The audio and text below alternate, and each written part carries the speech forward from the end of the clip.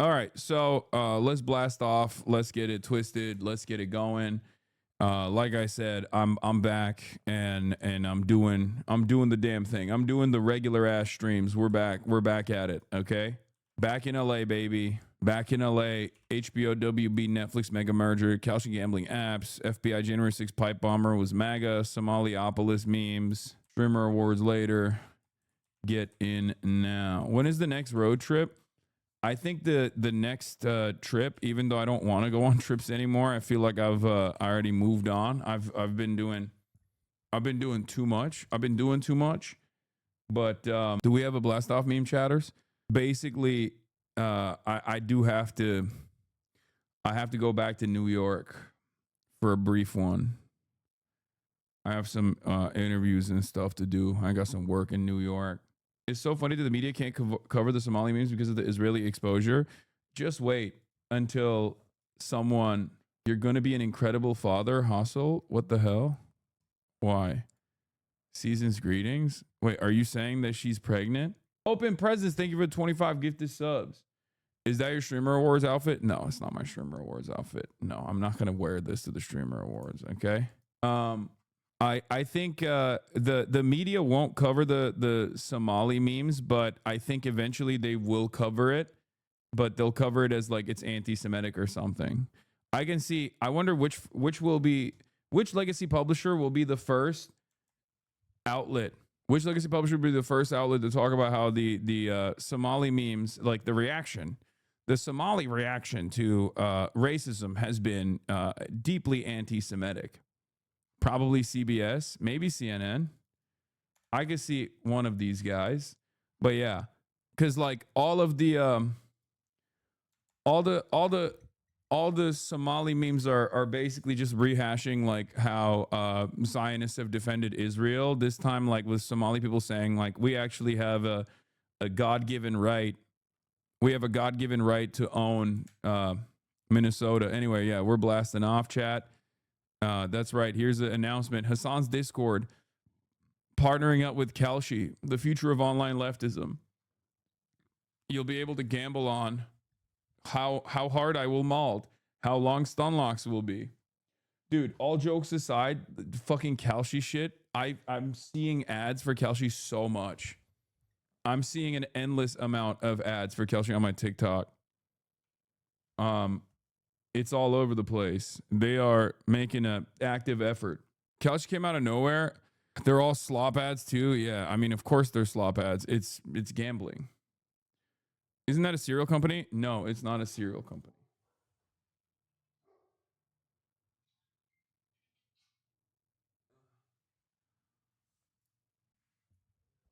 It's not a cereal company. I think that's Kashi.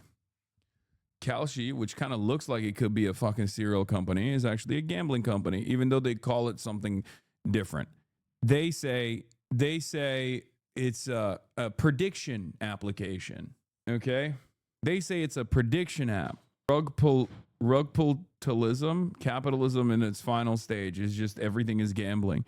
We're moving on from finance capitalism is already pretty much gambling. But there wasn't enough gambling in our wait, what the fuck? Who will attend Zoran Mamdani's swearing in ceremony? Hassan Piker, 59% chance. If Hassan Piker attends Zoran Mamdani's swearing in ceremony on January 1st, then the market resolves the yes. What the fuck? This is so unimaginably fucked up, dude. It is so fucked up. Especially because like I can tweak it. Like I can tweak the odds. Like I feel like I can just like engage in market manipulation and then bet on myself. I feel like there's no rules around this sort of thing. Skip it, bro. I'll put my daughter's college fund on no. We could all get rich. Let me get some of that insider info, big dog. Nothing speaks more to the depravity of Kalshi than the fact that one of the founders of literal Bolshoi trained ballerina and left to start her finance career because she thought of being one of the best ballerinas in the world wasn't fulfilling enough and finance capitalism was better. Yeah, it's fucking nutty, dude. It is so messed up because like I said, the stock market wasn't enough gambling that they wanted to infuse more gambling into our gambling. And now you can directly gamble on everything. Hey guys, this is not bad, by the way. Hey, just make no mistake, this is not bad. Wait, is Hasan actually sponsored by Kelshi? No, of course not, man. What? Really? You think I went from saying no to Polymarket offering $1 million to me to fucking saying yes to a Kelshi sponsorship?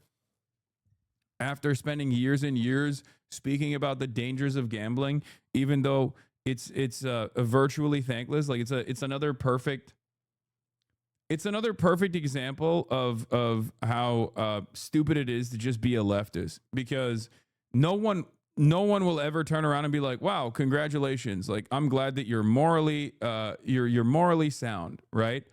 That's not the case. No one will say that. Everyone will find a way to make it seem like you're still morally impure or whatever, while also simultaneously, all of the people that are now invested in this shit will get upset because now you're making them look bad, or making them, now you're making those guys look bad, so they don't even want to fuck with you anymore. You know what I mean? Did you know you stayed besides the most bombed hotel in the world? Yes, I do know. I did know that. I did hear about that. You did gamble on stream. That's one L, but it's true, but whatever. Yes, I went to a fucking horse betting thing in Hong Kong on Austin stream, and I put money down. Yes. See, this is what I mean. Do you see what I mean? Like, there are differences, okay? It's an event in and of itself. It's content in and of itself. I didn't get fucking sponsored to do that, okay? This is why. This is what I'm talking about. It's literally, it's so fucking exhausting and so annoying. This is what I mean when I say it's nobody grifts to the left for this reason, okay? Hold on. Radlib tendency, leftists are losers. Yeah, well, true, but in Woke 3.0, we will not do purity testing and people does it. We'll go to re-education centers, hopefully. Oh, what the fuck? Check logs. Important. Have you seen Say Nothing on Hulu is about Jerry Adams and the Troubles? I have not. It's weird, like nobody gets mad when you go to Vegas and gamble, but you went to Hong Kong and you gambled on a horse race, so now you're a bad guy, just pick a fucking lane. No, I know. It also doesn't even matter. It's not like a real point of contention. It's not a real point of concern. But you know, people will try to find every like minor thing that they can make into a major standoff, like a major point of impurity or whatever. All right. But I'm glad that someone actually proved it, though. That's precisely my point. My point is, like, you can't even fucking you can't even get mad at this stuff. You can't even say anything about this stuff because people will always find a way to be like, well, you've done it too. You know what I mean? You've done it too. Also, it's ironic because like all these fucking people are saying that it's not actually gambling when it clearly is gambling. You're gambling on the news. What the hell? Crash out much? What? They also said you put 30K on that horse. Yeah, no, because they're stupid. I won 30,000 Hong Kong dollars. But yeah, Don Jr. is actually also obviously, you know, the South Park episode where Don Jr. becomes like one of the advisors for Kalshi. That was real. That's a real thing. I didn't even know that at the time. And if you can't understand how fucking stupid this is and how devastating this is in general, I don't know what to tell you. It is definitely a real indication that things are not all right. Do you think people would have been less mad at you if you lost the horse races? I don't even think there was enough people getting mad at me. I don't think that was a real point of contention at all. But there are always people who will take like insincere things. There are always people who you know will take on like insincere concerns that others have made and be like, I'm the most pure, morally righteous leftist, so I'm going to bring it up as a serious point of contention here in the chat. So you fucking find yourself arguing against me for the next 25 to 30 minutes. Gambling should have ruined being a sports fan. I know. Like I wasn't even a sports fan to begin with, but it's I don't understand why people don't recognize how much how pervasive of an how corrosive of an influence this has had, you know? So unrelated, but are you attending the swearing in ceremony? I hadn't even thought about it. And now I don't even know if I can say I'm going to attend it or not because I feel like it's going to apparently the people are fucking gambling on it, you know? I didn't even realize that this was a thing. That's a no, sell, sell, sell. Okay, guys, don't even joke about this, please. Jesus Christ. DM me the answer. I'm trying to buy some land in Mexico. You just hate animals so much you drop 15K to help Alvea Sanctuary when they got flooded out? Yes. But that's because I want to go there and torture them. That's why I did that. There's no regulations. I know. It's not great. We were promised flying cars and all we got was degenerate insider trading. I know. A Google insider has been officially exposed on Polymarket. This dude profited $1 million in a single day betting on the Google search markets. Google accidentally pushed the results early, then removed them, but not before it revealed he went 22-23 on his bets and ballooned to $3.9 million in open positions. This isn't a lucky streak. He previously made 150K predicting the early release of Gemini 3.0 before results were out. At this point, it's obvious he's a Google insider milking Polymarket for quick money. It's one of the wildest things I've seen on the platform. It's only gambling if we don't know the answer. My point is, everything is computer, everybody transgender, everybody gambling. Okay, that's the point. And if you can't recognize how devastating that is, if you cannot comprehend how fucking bad this is overall, like Polymarket, Kalshi, all these different applications that are now deciding like, oh, we can just like gamble on everything. You can gamble on the news now. CNN is now collaborating with Kalshi. But hey, guess what? It's not gambling. It's actually just it's not gambling. It's a predictive market where you put money on things that are happening or things that may or may not happen. Is Kalshi the one that incorporates real-time maps in the Ukraine war? No, that's Polymarket. Maybe Kalshi does it too, but the one you're thinking about is the Polymarket one, where they also actually did some not just insider trading, but like they changed the maps a little bit, didn't they? So that someone can make money. This is why I do not respect our elite class and think that the anti-billionaire sentiment is wholly justified and insufficient. Most of them are not rich due to any constructive contribution to society, but are a class of speculators and scam artists making money out of nothing. Yes. Kalshi has an 80% bet that the Democrats win the midterms in the next year. Dude, it's so... The gambling stuff is so bad. I don't know how to describe it other than like, how can people not see that everything is a vice now? Like, I'm not one of these guys that is in favor of prohibition or any of those things. Like I personally think, you know, some vices are fine, you know, some moderate amount of vices are fine as long as it's like controlled, heavily regulated, heavily taxed, right? All of this stuff is all right as long as all this stuff is all right as long as it's like controlled, right? It's in a controlled environment, because like vices are the spice that makes life more enjoyable. Okay, but allowing everything to happen on your phone, like being able to do all these vices on your phone and having these vices basically enter every part of your life, every day, every part of your day-to-day existence is definitely fucked up. It's I mean, in Ireland there was another horse betting like gambling shop in every corner. There was a casino in every goddamn corner. It's a relatively poor country. Australia has a major problem with gambling as well, and I think Americans are going to have a major issue with this if they haven't already. I mean, Americans, I think, in comparison to Australia, is not as bad, but it's going to get there. It's going to get there. It's very clear, especially because these guys have a lot of money and a lot of motion. And when you have a lot of money, you can just like, especially when you have a government that doesn't really care about the safety and security of and the social welfare of the average American, and cares more about doing like little deals like this, farming as hard as they can. You have, you have open corruption of this sort. Trump Jr. joins betting market Kalshi as an advisor. That's insane, right? Except Donald Trump Jr. announced on Monday, this is from January, that he was joining Kalshi, a prediction market that allows users to bet on political developments as a strategic advisor. On election night at Mar-a-Lago, while bias outlets called to raise a coin toss, my family and close friends used the prediction market Kalshi to know we won hours ahead. He used his father's electoral victory as a way to do a fucking ad. He's also on Polymarket's board of advisors as well, and that's part of the reason why. It's part of the reason why it seems impossible to control any of this stuff. Do you see what I mean? Anyway, Hey, dickhead, this is my only chance to buy a house, so why don't you give me insider info, you fuck? Don Jr. isn't just cashing in through Kalshi, though. He also invested on Polymarket on August 26th. A week later, on September 3rd, the CFTC formally allowed Polymarket to re-enter the U.S. to operate prediction markets. Yeah, fantastic story on corruption and regulatory arbitrage. Kalshi named Don Jr. as a strategic advisor to the Commodity Futures Trading Commission. Kalshi names Don Jr. as a strategic advisor, and the CFTC, Commodity Futures Trading Commission, does a 180 and decides that prediction markets that allow sports betting are outside the reach of state regulators. That's why all of the For You page ads on TikTok are basically talking about, like, Kalshi has made it legal to gamble in every state. Like, they literally say it. How are you still streaming? You should be permabanned.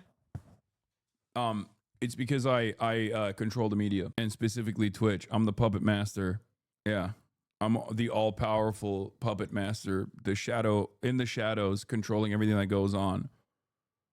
I'm the one that's making decisions about whether or not your favorite content creator gets banned or how long he's banned. I also control the government. It's HOG, Hassan-occupied government. Yeah. Damn King, an hour in and you're only sitting at 17K viewers. Talk about falling off what the fuck? 13-month subscriber. Oh, former Hasanabi head. Yeah, I'm falling off, chatter. It's over. I'm going to kill myself in a video game.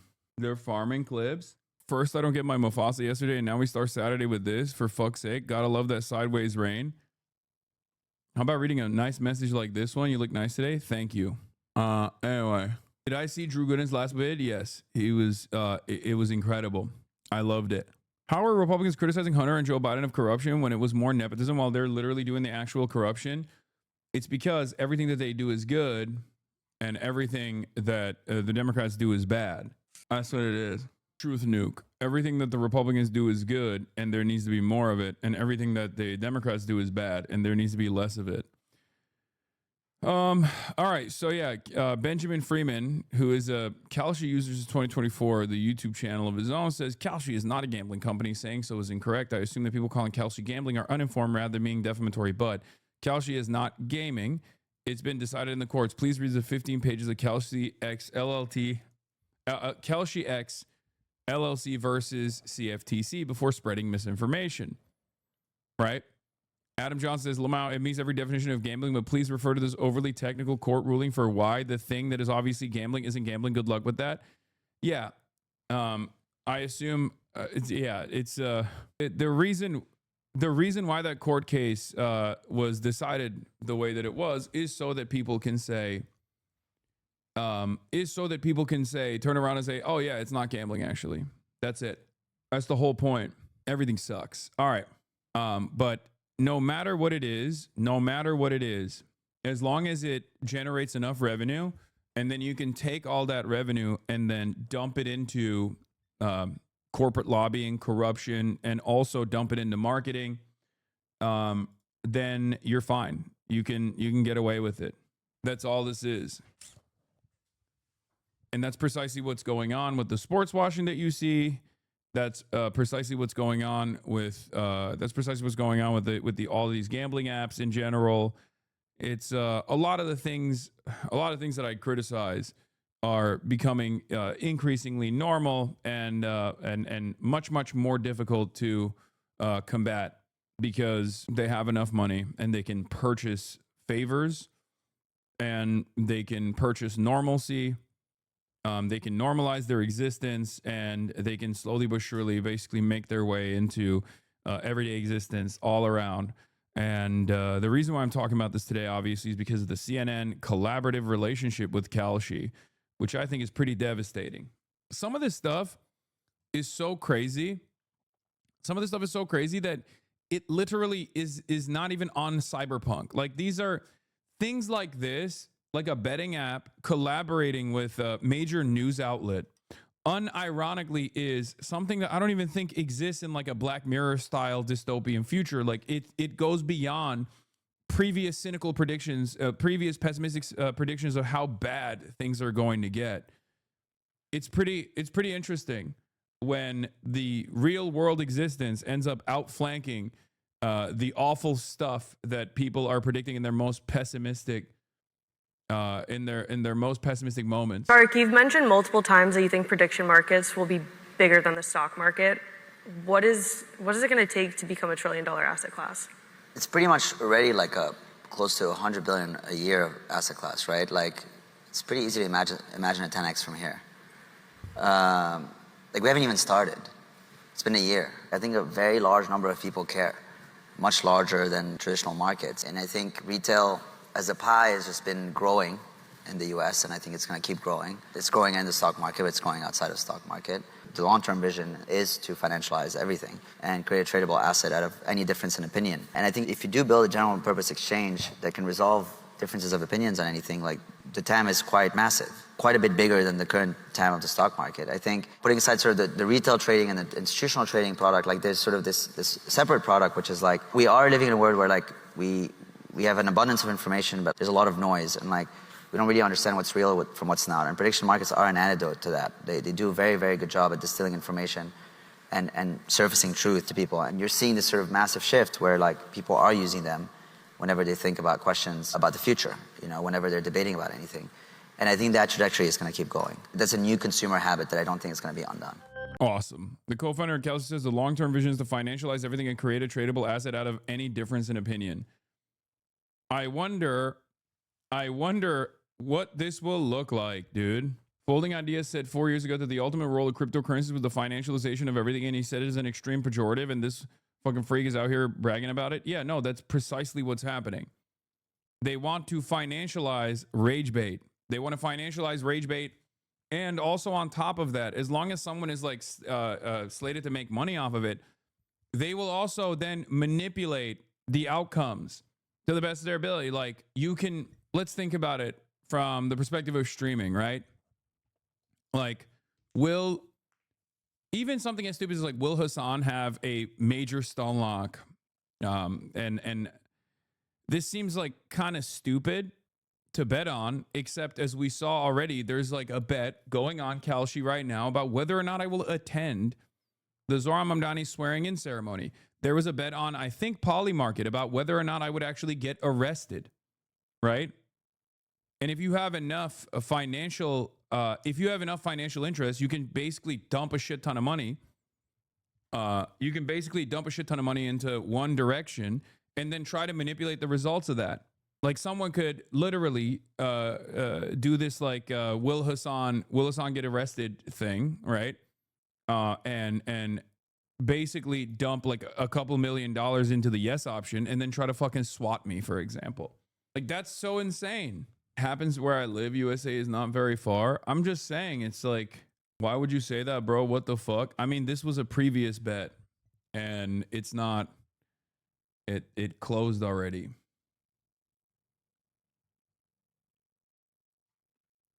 But the point that I'm trying to make is that things are going to get even more dystopian. Getting kidnapped to be brought to the Zohran Mamdani inauguration to fulfill their yes gamble, or the opposite, trying to stop me from going to the Zohran Mamdani inauguration because they dumped a shit ton of money into it, right? Like the opportunities are endless. Financializing everyday existence for random people without their consent is so crazy. And I know that I think Cutie Cinderella talked about this as well, because apparently they wanted to set up like bets on the streamer awards. And even if they can't make it happen, they could spread out enough fake news that Kalshi might register it as real and pay out. Yeah, exactly. There was a verified poly market bet where the market resolution was the opposite of reality. That's also the other thing as well. It's pretty crazy that is. I mean, this is the Wild West of gambling now, and there is virtually no control over what. There's virtually no control over it because who's gonna stop them? Right? Like, do you think that this current government is going to stop them?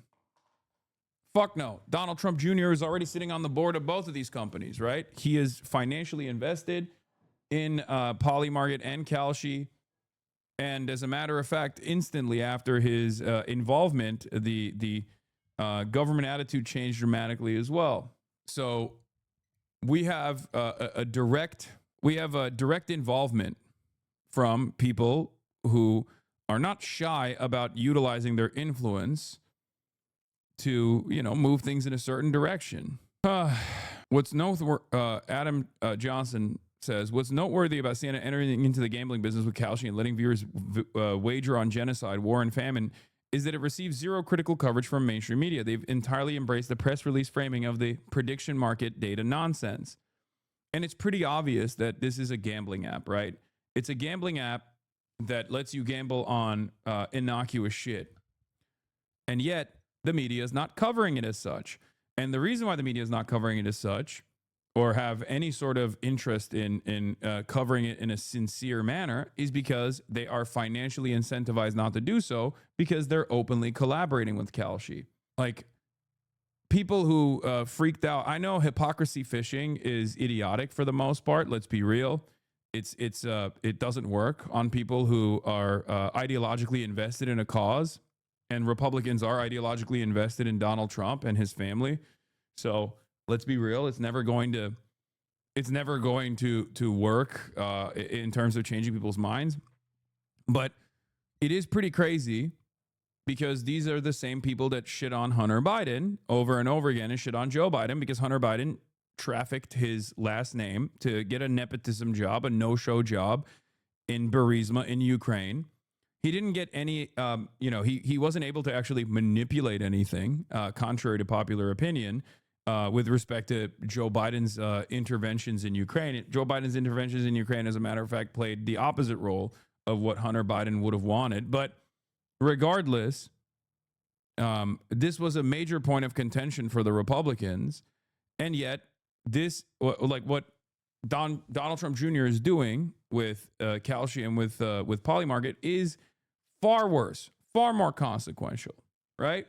News sites are all getting press releases from these betting sites, and they just publish their PR stories with no editing or journalism. Exactly. It's a perverse incentive structure that exists. What's noteworthy about CNN entering the gambling business, yeah, exactly, is that they're doing press releases for these companies. There's an institutional conflict of interest in our media, says Adam Johnson, whether sports or politics, not to be critical of the unchecked rise of gambling in media because the C-suite correctly views it as a cash cow, so the vast majority of mainstream media just look the other way and shrugs. Even independent creators don't discuss the issue because one of the few reliable sponsorship opportunities for an independent creator is gambling companies, so it's just treated as inevitable and normal. I've personally seen this, and it's one of the things that I was talking about, which is that the most amount of hate that I've garnered throughout my career after Israel comes from my anti-gambling position. Okay? Straight up. All of the fucking Twitter power farmers, like the blue check power farmers, all of this shit. Why has it created an endless cycle of hatred? It's because they all get fucking paid by these companies. And while the content watchers themselves actually don't like all this gambling and don't like the fact that, you know, it's heavily integrated into their content in general, the content creators that they have a parasocial relationship with are consistently justifying it. They're consistently justifying it because they want to make a bag. They want to get the bag from these gambling channels or in these gambling companies, whether it be Kick, Stake, or, you know, Kalshi, Polymarket, DraftKings, numerous other companies that have unlimited funds to promote gambling. RainBet, RuBet, all those other ones too. So that creates this. Can you provide examples? What do you mean? Just lie. Yes. Just don't use those sites. Blue Sky. Can you provide an example? I am currently providing examples. What do you mean? Which person? Most major content creators you can find have gotten directly paid by one of these websites. I mean, a lot of the top content creators that went and got a deal with Stake did that, or got a deal with Kick did that. Like your favorite content creators that are, you know, cryptocurrency gambling on their streams are not doing so because they just enjoy the act or anything. They're doing it because they're getting paid to do it. All the way from Drake to virtually every top content creator on this platform and many others. All those other blue checkmark Twitter power farmers, they all have Stake deals. They all have RainBet deals. They all have RuBet deals. Would Twitch let you talk shit about their prize picks? I mean, I don't Twitch doesn't have any editorial control over what I say and what I don't say. I'm criticizing DraftKings and Prize Picks and any other all these other gambling companies as well. This chatter is the same one who fell for AI articles about your dad being a billionaire. Laughable media literacy. Yeah, it is pretty funny that the guy is like, "Can you give me examples?" Meanwhile, he is like, "Can you give me examples?" Meanwhile, he is like, basically, "Let stupid people lose money. Just don't use it." Forehead. I agree. You are the person I'm talking about that gets duped by content creators who go, "Nah, dude, just gamble responsibly. What's fucking wrong with you?" And then your favorite content creators say that, and then you come in here and you repeat it. You know? In any case, unless the state stops it, capitalism will financialize everything, says Ben Norton, turning it all into a casino with rampant insider trading. The legalization of sports betting in the US led it to spread like cancer. Now the corporate media is turning the news into a gambling opportunity. Mention your Polymarket offer. Yeah, Polymarket offered me $1 million as a starting position to enter negotiations so they could sponsor 1 day of streaming on election night, and I said no, very famously, and you took it. Yeah, I famously took it. But my point is, not only is there no benefit for me to say no to stuff like that, but also on top of that, it creates resentment for all the other content creators who do take deals like that because it's a major bag for them. So then it creates this environment of negativity around people who are saying that they think this is bad because it ruins their opportunities, because there are people in their audiences that will turn around and go, "Why the fuck are you taking this ad?" Do you understand? Because it makes them look bad a little bit. Not that there's anything you can do about it.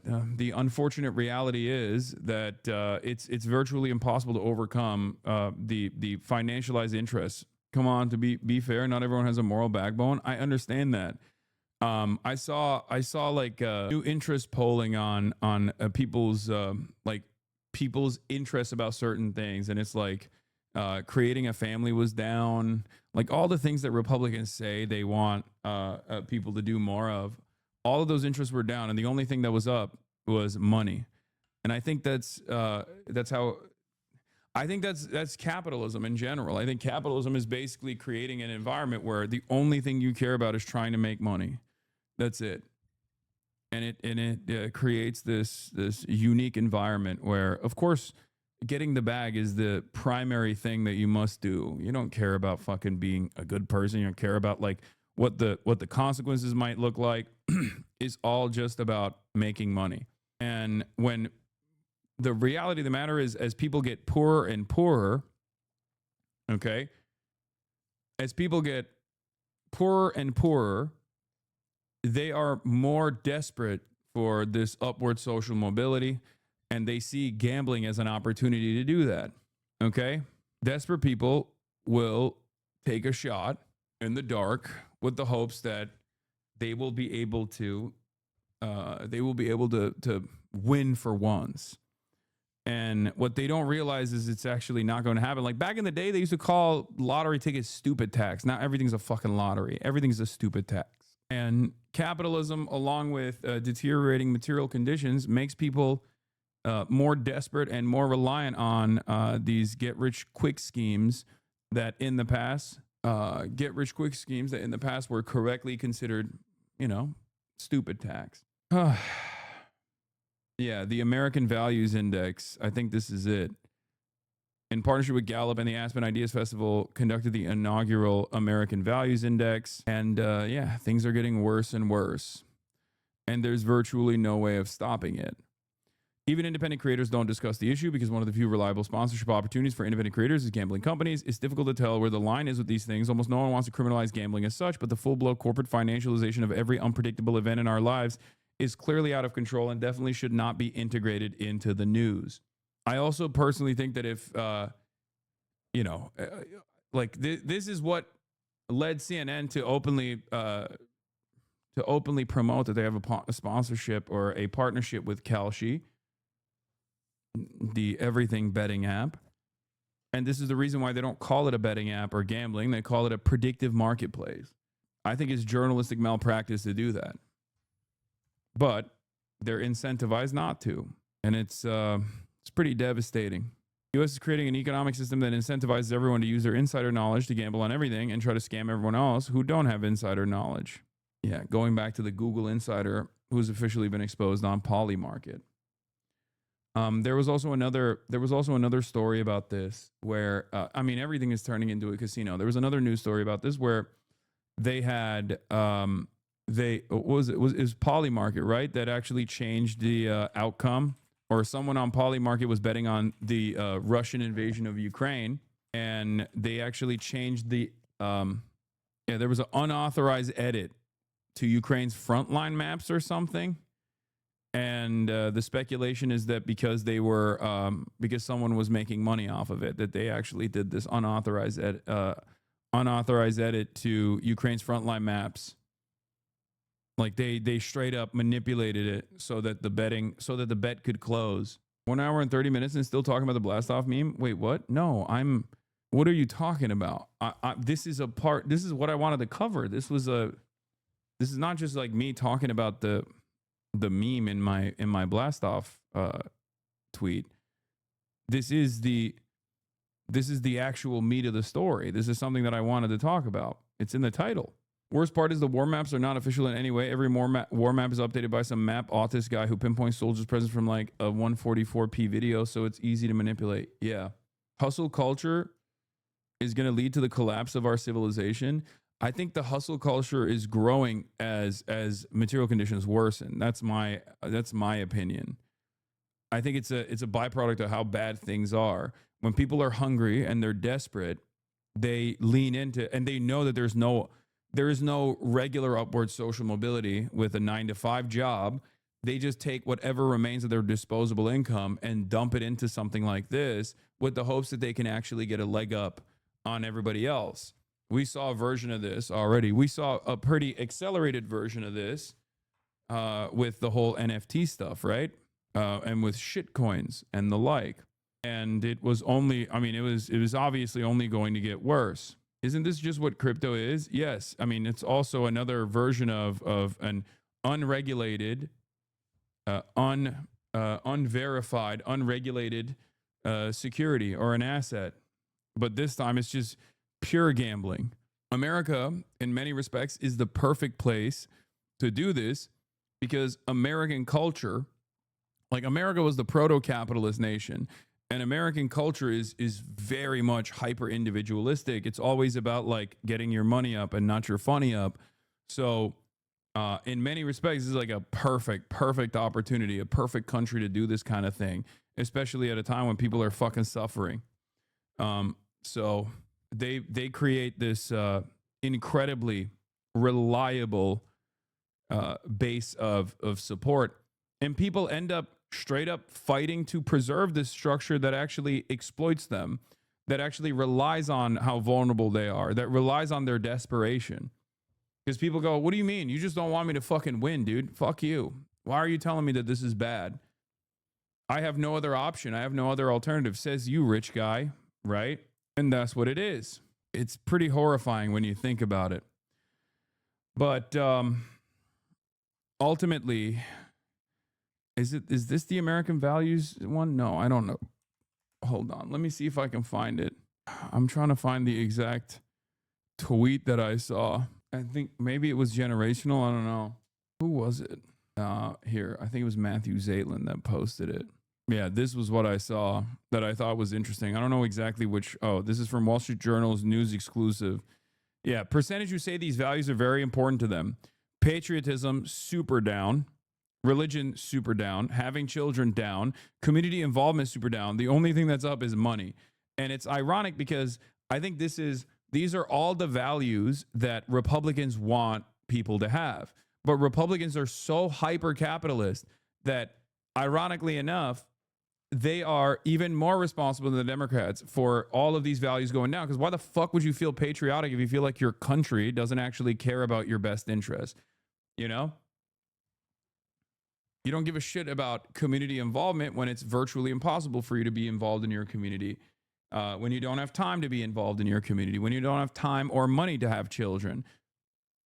and all of those things go down. All of the moral investment or the social investment in those things go down because material conditions are worsening and people are more isolated than ever before.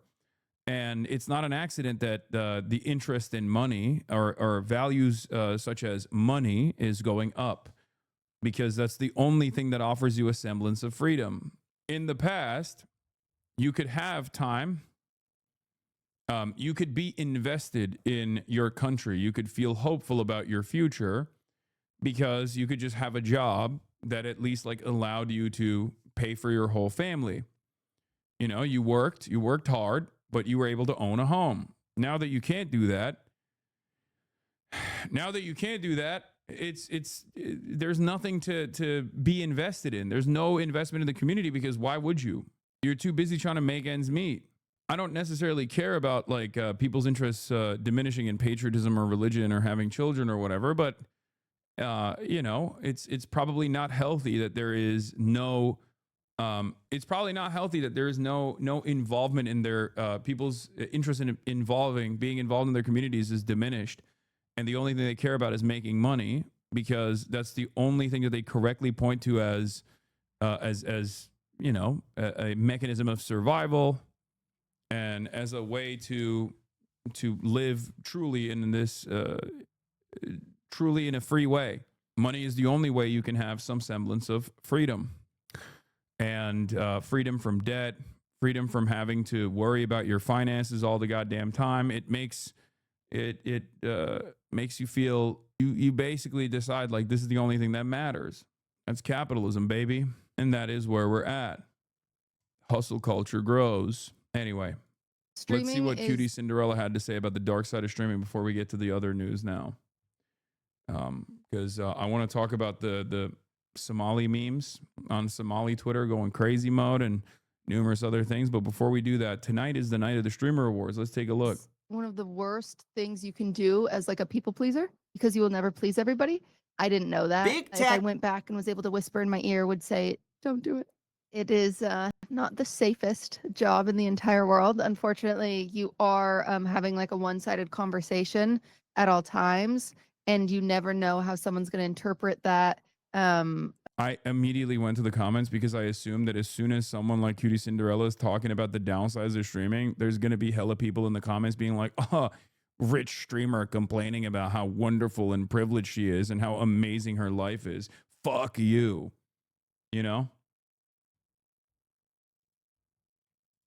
Unfortunately, some people can have some delusions, and that leads to some safety issues for yourself. And even just like swatting is something that's incredibly scary and has happened to us multiple times, unfortunately. But I think that's a scary. She's a millionaire. That insulates her some. This is what I mean. Bro, you can, first of all, you know, a lot of streamers' finances are much better than the average person, average 9-to-5er for sure, but it's not as good as you think it is. Okay, that's number one. Number two, that doesn't mean she should get fucking swatted and constantly tormented. Do you not understand? Like, it's okay. Like a lot of you build a healthy level of resentment towards those who have money. Okay, this is a healthy level of resentment. Except you have to also, have to develop a smarter attitude about the context and the nuance of the things that you are actually looking at, right? The things that you're actually factoring in. If you think, sorry, Hassan, we are poor, I know, but that doesn't fucking mean chatters.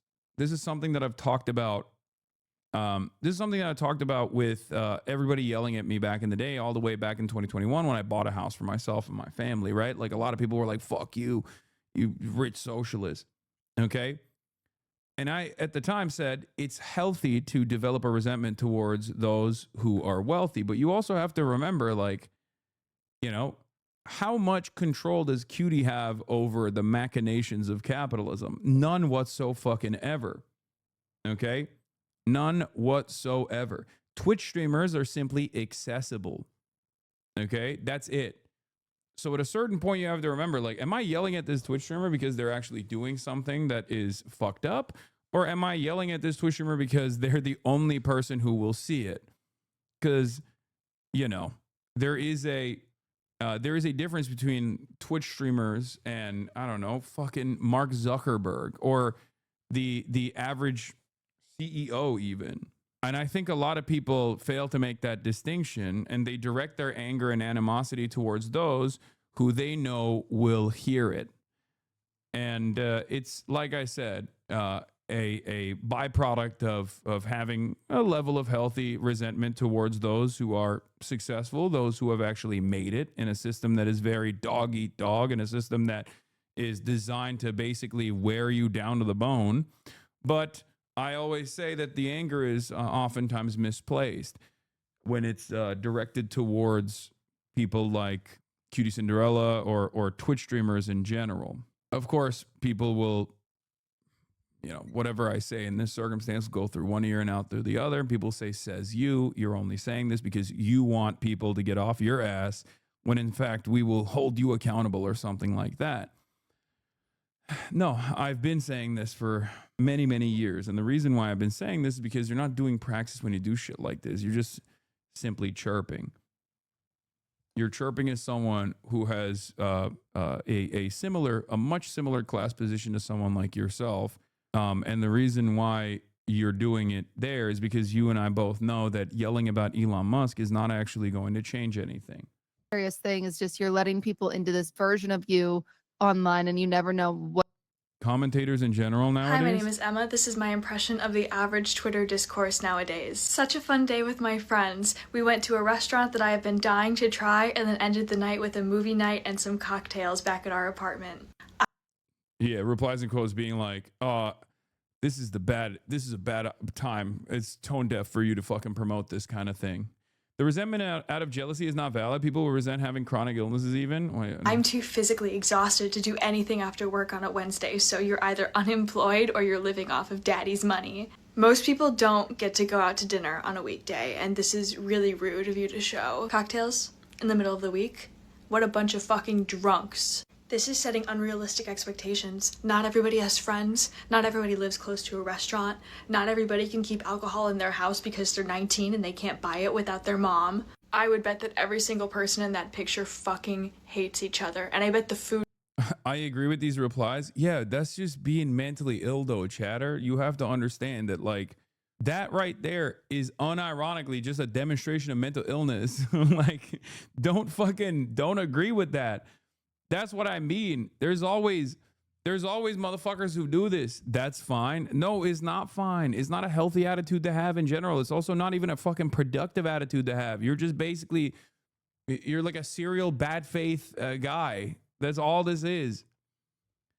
No, this is why I always say, no matter what, no matter how dumb a person is in this chat, sometimes somebody will come into this chat with like the dumbest position of all time. And I know for a fact that there is going to be like 15 people that agree. Women are like 15. What is this? Kendra mentioned me in her live stream. Oh God. My queen. It seems like bot farms trying to stir up discourse and drama. These people cannot be real. No, it's real. It's all over TikTok too. It's just straight up. I think it's because people are just very desperate, and people are lonely, and people are sad, and this is the only way that they can express their sadness, by just being like, by simply being like, I'm in a fucking shitty ass mood. How can I actually make other people also get into a shitty ass mindset in the way that I am? And if there's enough people with that same kind of shitty ass mindset, they will highlight this. They will fucking hype it up. Suck too. Just a reminder that this... She warned you? Somebody warned Hassan Piker that the lady that fell in love with her... I bookmarked this? What the fuck? This was from 1 day ago? Did I bookmark this? It must have been Astana. Psychologist is coming for him. Uh-oh. Bro, in all seriousness, being mentally ill is still part of the bigger issue you're describing, so just calling it out like this, we should ignore. Criticism is kind of pointless. Consistent mental health care is also not affordable to most. I bookmarked it to send it to you, Lamau. Oh, Astanox did bookmark it. Nice. Okay. Is not normal. For the record, I'm not... There's a whole space of pandering woke scolders in a lot of these communities. You got to call them out for being absolute losers. The thing is, I don't think, while I understand the systematic factors at play, I'm not going to fucking sit here and also baby people for having this kind of opinion or having this kind of like expression. Do you see what I mean? And it's a tightrope, it's a delicate balance, and I understand that, but you know, there is a back and forth here. There's a back and forth here, and then, you know, sometimes you just got to call it out a little bit, right? To be fair, Unc, if you post something online, you got to be able to take the flame. No, telling me that shit. Are you fucking kidding me? Telling me that shit. I know. Just stop being poor. Stop being a sad loser. Pick yourself up by your heartstrings. People are lonely and people are sad. I have a job that is holding paper and collecting passive income. I also advocate for sex workers. People's passive income will pay for people who say they have to sell services out of desperation. What? My point always is, I understand the systemic factors at play that make people feel like this and make people desperate, but also they should, you know, try to hyper focus on more productive avenues. Okay? This is why I always try to redirect people back to organizing in their communities. Okay, the poors are envious. Yes, that's not what I said. What are you talking about? Oh my God, why are you doing this to me? Why? Why is this every day? This is not productive discourse. Professionally misunderstanding a content creator in the most cynical framework is not actually moving the needle in the appropriate direction in your life either. That's like unironically the entire fucking point that I was making. And you are proving the point that I'm making. There's never been a moment where I said any of those things or even implied any of those things. And yet here you are straight up fucking doing that. A lot of you are doing that actually. Every fucking argument devolves into, I like pancakes. Oh, so you fucking hate waffles. I know that, man. We get it, Jesus Christ. I don't think you get it because you're doing the thing that I'm talking about. Every conversation on the internet is basically designed to invoke this kind of reaction. And it's also getting worse because now Kalshi will allow you to bet on these sorts of things, okay? Rage bait is monetizable. We're so fucked. We are so fucked, dude. We are so unimaginably fucked. Anyway, is outrage culture and rage bait mixed with concern trolling? I know. Just put 5K on the duration of the Kalshi stun lock. Come through for me, Unc. Yeah. It's not normal to have this many friends. It's not normal to go out to eat on a Wednesday. It's not normal to have the ingredients handy to make a cosmopolitan in your kitchen. And it's not normal to have an HBO subscription to be able to watch Sex and the City. You don't need to compare yourself to people like this. A lot of people don't realize this, but having more than 2 friends is contributing to the rise of fascism in the United States. Yeah. Anyway, let's get back to this now, which was my speculation. Was that as soon as Cutie Cinderella says, like, yeah, there's a dark side to the streaming business that a lot of people are not aware of, which is like an unhealthy association or unhealthy parasocial relationships that turn into like stalking and things of that nature. And then also simultaneously, swattings and incidents like that actually put your safety, that actually compromise your safety pretty traumatically. And there are instantly people being like, oh, woe is me. You're right. What they're going to latch on to. I think that's scary for people that you don't know. And then for people that you do know, as they watch you become like this online influencer, it's really sad to see sometimes how you could know someone for years, but then they start watching your clips and your content, and this version, this entity that you are replaces everything that they've ever known about you. What I show online is a very exaggerated version of who I really am, for the sake of like entertaining people. And so that's one thing that always kind of makes me sad, is it's just like, dang, I just wish, I wish instead of like people in my normal life, instead of watching a clip to see how I am, they would just call me or text me or whatever, It's this really weird thing where you're like available all the time to everybody, but that's not you. That's an entity that you've created. It's been interesting for like a mental health perspective as well, because it's almost like a forced multiple. Dude, look at this. Don't focus on me and my friends. Ironically, I literally said that. Okay. Turns out we don't agree with you, dog. Hassan is dumbfounded. He can't change our minds. Boo hoo. This is heartbreaking. How does she do it? You're right. The next swatting incident that kills me, or Cutie Cinderella, will actually unlock the revolutionary conscious amongst the working class. Okay. Next time a stalking incident occurs and a Twitch streamer fucking dies in the process, your boss will actually call you up and say, hey, chatter, hey, worker, your life is going to improve dramatically from this point on. You know, your landlord will go, hey, you know what? Actually, this month's rent is on me. I agree with most of your takes, but this is hyperbole.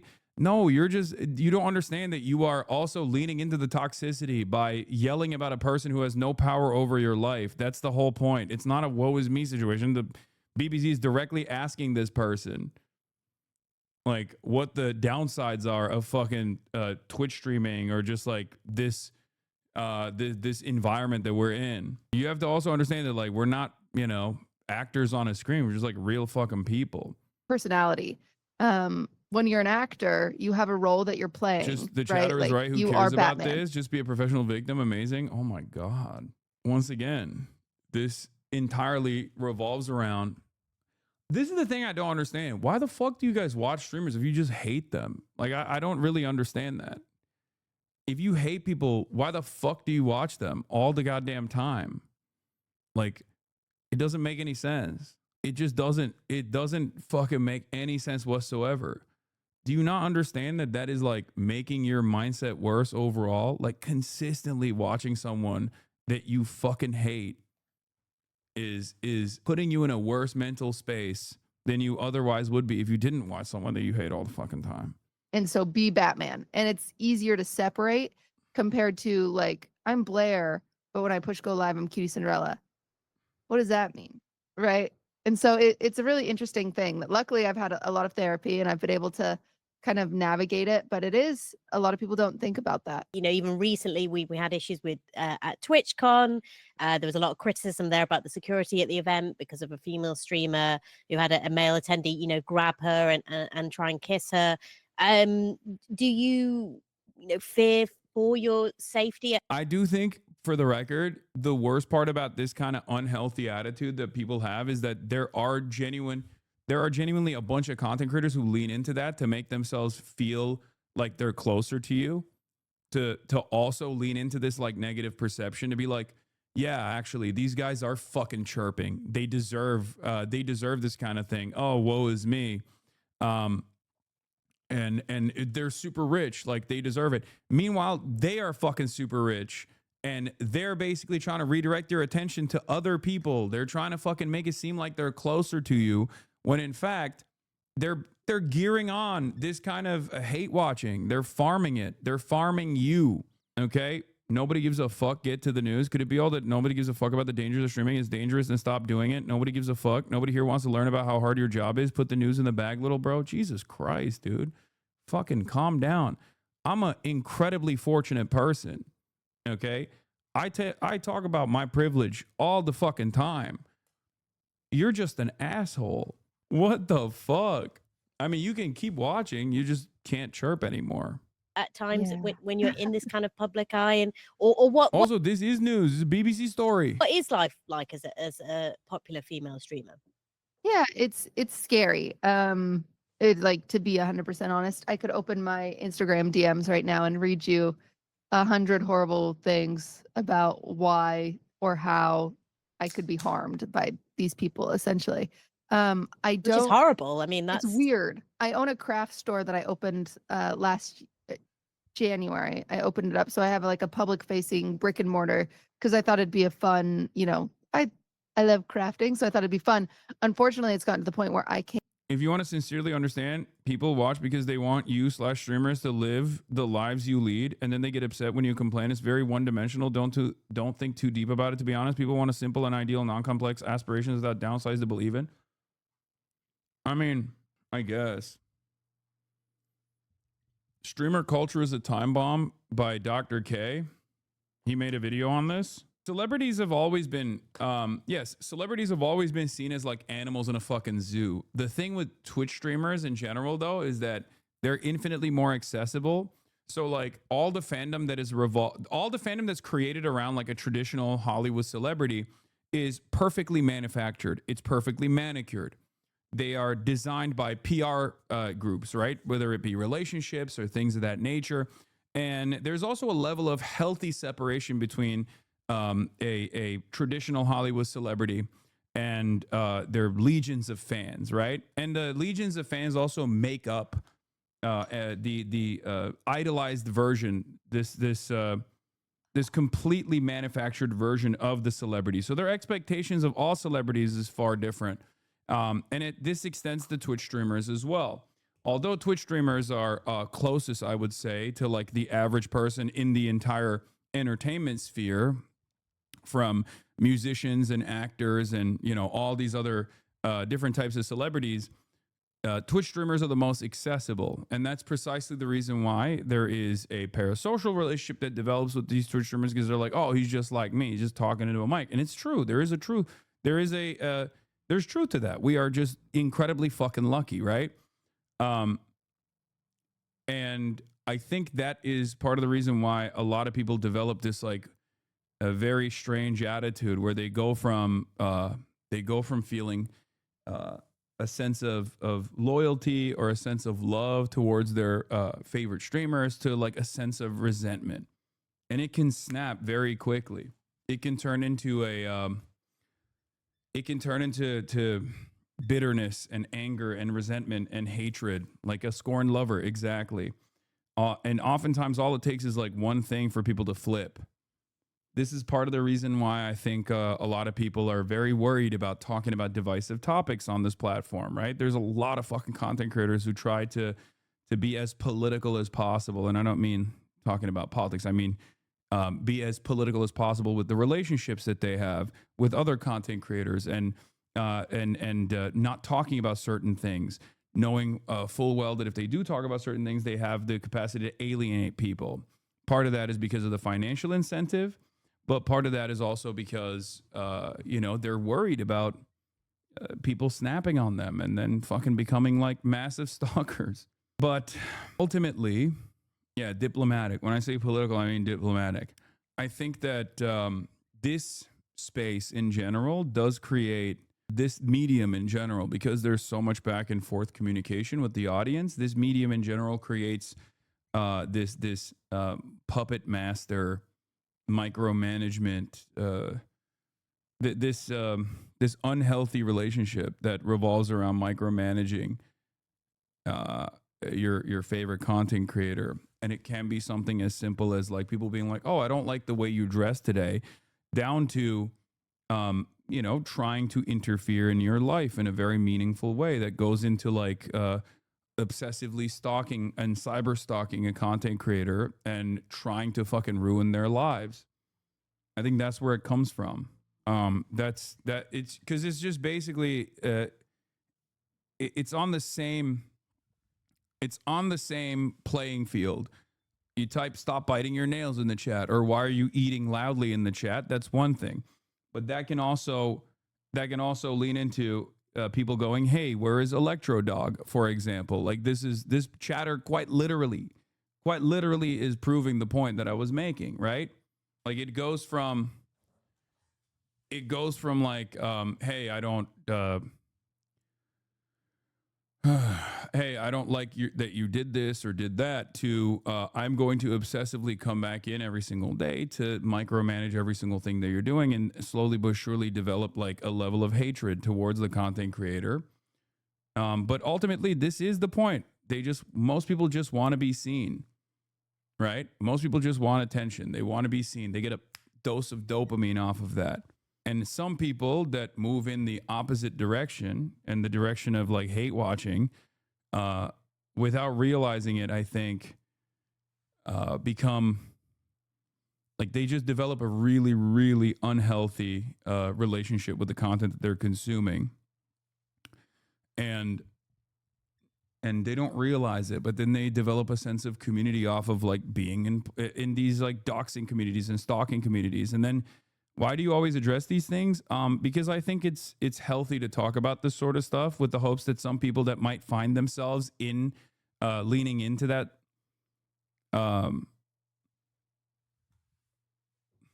that side of the internet can maybe pull themselves out of it before they fall victim to these sorts of unhealthy communities. Because like it's no different. What I'm explaining to you is basically no different than like someone innocently typing something in the chat to maybe warn a streamer or whatever in a positive way, not in a negative way at all. But the maximalist position on that is like swatting a Twitch streamer while they're live streaming, for example. That is like the ultimate way of manipulating a streamer's life, when you like put their life in danger, right? Like a lot of people get off on being able to, a lot of people basically get off on the interactions that they force with a streamer. And if they don't get that from, if they can't get that from like a back and forth conversation with the streamer, they look for, more and more extreme versions, like more and more extreme examples. Is your community at the end of the day, but I strongly disagree and believe that this creates more hostile place, kind of similar to other certain right people you won't name? What do you mean? This is called cleanup. A lot of people get upset when I do it, but I think it's valuable to do it every now and then. Can't go there because we've had men show up looking for me specifically in an unsafe way, and it's even like had to make me hesitate to see how long I can keep it open, because it's just because I don't want it to be unsafe for my employees, and so it's always top of mind. I think like one of the reasons I publicly announced that I wasn't going to the Twitch convention, because I did want to, things haven't been going great, unfortunately, part of like some contracts I had, but I publicly said that with the intention of throwing people off my trail. Is there something, that if you could tell yourself starting out streaming, what would it be? Is there something that you wish you kind of knew when you got into all of this? You know what's funny? I have the worst advice for this. Okay. I always describe it. I describe it as like streaming is one of the worst things you can do as like a people pleaser, because you will never please everybody, and I didn't know that. So the biggest thing I wish I could do, if I went back and was able to whisper in my ear, would say, "Don't do it." Really, even with all the kind of benefits, you feel like no, it's. Yeah, it's this funny thing, because now that you're deep, I mean, this is my job, and it's a very hard one to leave, right? Because I'd feel guilty. I have an audience, I have success, I have, who am I to throw away this incredible opportunity? And so there's a lot of things that I think about, but it's hard. It's hard when I say it's like death by 1,000 cuts. One paper cut can't kill you, but when you get it again and again and again and again and again, it's hard to stay standing. It does get to you, no matter how much, like, I don't read comments. I don't, I avoid it like the plague, but there's only so much you can do when my job is to be online. My job isn't to go on stage and sing or to be in a movie. My job is to read a Twitch chat and interact with them. And yeah, there is truth to this. Like, there is truth to this. Like, when the medium itself, when you're a part, this is why I say Twitch streaming is like the bottom of the barrel in the entertainment industry, like straight up. It's the bottom of the barrel in the entertainment industry, because there's no separation, because the entire content or the entire medium revolves around having a back and forth real-time correspondence with your community, right? So that is the reason why someone said, why doesn't she try VTubing? Dude, have you seen how fucking unhealthy the VTuber relationships are? Are you kidding me? Oh my God, that's a different can of worms that I don't even want to fucking dive into. Those are even worse somehow. I don't even know how. And I saw a version of this basically with like Grand Theft Auto RP, like with role playing, people basically fall in love with the character that you've created, and they care more about the character than the human being that's like portraying the character. So everything is unhealthy because people suck, message received. No, that's not what I'm saying at all. I add in the difference between myself and maybe other people that talk about this stuff is that I will always try to offer some systemic analysis as to why this is happening. And I will also try to give you an alternative. And the alternative, unfortunately, for a lot of people is something that they don't want to hear, especially when they're online, where the alternative is to seek out real world interactions and a sense of community in the real world. This is the healthiest option, right? The healthiest option is to not lean into what you are lacking by basically leaning into creating more of a sense of community online, but instead to organize, get a job, do stuff that's in the real world, so that you can kind of have a healthier balance of this stuff. Yeah, I'm sorry, Sam, but I have little empathy for this. She can quit and retire. McDonald's employee also has to deal with shit every day at work, but if they quit, they starve. Oh my God. You also have to understand that she's not the reason why the fucking McDonald's employee has no benefits. That's the point I'm trying to make to you. Okay? All this is an attempt to basically justify why you have this resentment. One thing I want you to understand is that men. Oh, it's just like no one, and I mean no one, including Q Cinderella, has said that, you know, a McDonald's employee has it fucking sweet. You know what I mean? Like there's no one is saying that. You're matching this up against the thing that people aren't saying. Zero people think that. Zero people have said that. It's okay to sometimes analyze one thing without factoring in, like, because the version of the what you are doing is the classic, like, oh, you're complaining as a wage cuck in America. Well, there are starving kids in Africa, okay, that have been absolutely destroyed by endless warfare and imperialism and destabilization. Like that's what you did. Of course, there's like people who are worse off. Like that's not a counter argument here. If the point that we're talking about is like that there is a unhealthy aspect and people who are constantly seeking out the destruction of healthy boundaries that also end up harming the people who are themselves moving in that direction of like unhealthy relationships that sometimes lead to cyber stalking and things of that nature. You know? A huge contributor to the toxicity between the creator and the audience is the degree of anonymity afforded to the audience versus the creator. If chatters IRL info was associated with the online accounts they created, you would have a lot less assholes and psychos in chat. This is true. Before you started your streaming career, did you see it as a full-time job? A real job? No, I did not. And not only that, but I also never thought that I would get to this point in my career in general. Like I never thought my goal was to become the largest political content creator. But even that was an aspirational goal. I never thought that I would become one of the largest content creators in general while still doing politics, you know? Streamers can do anything else if it's too much. You can choose to do anything else. It's true. It's true. I can state whatever I feel like, chatters. You can. But also you can get backlash for it too, just so you understand. Like people have the capacity, just like you can say these things, people can, you know, say that you're wrong.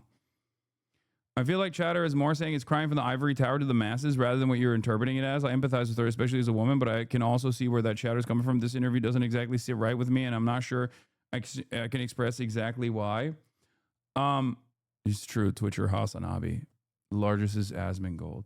That's why I said one of the largest. I can tell you where that resentment is coming from, but you won't like it.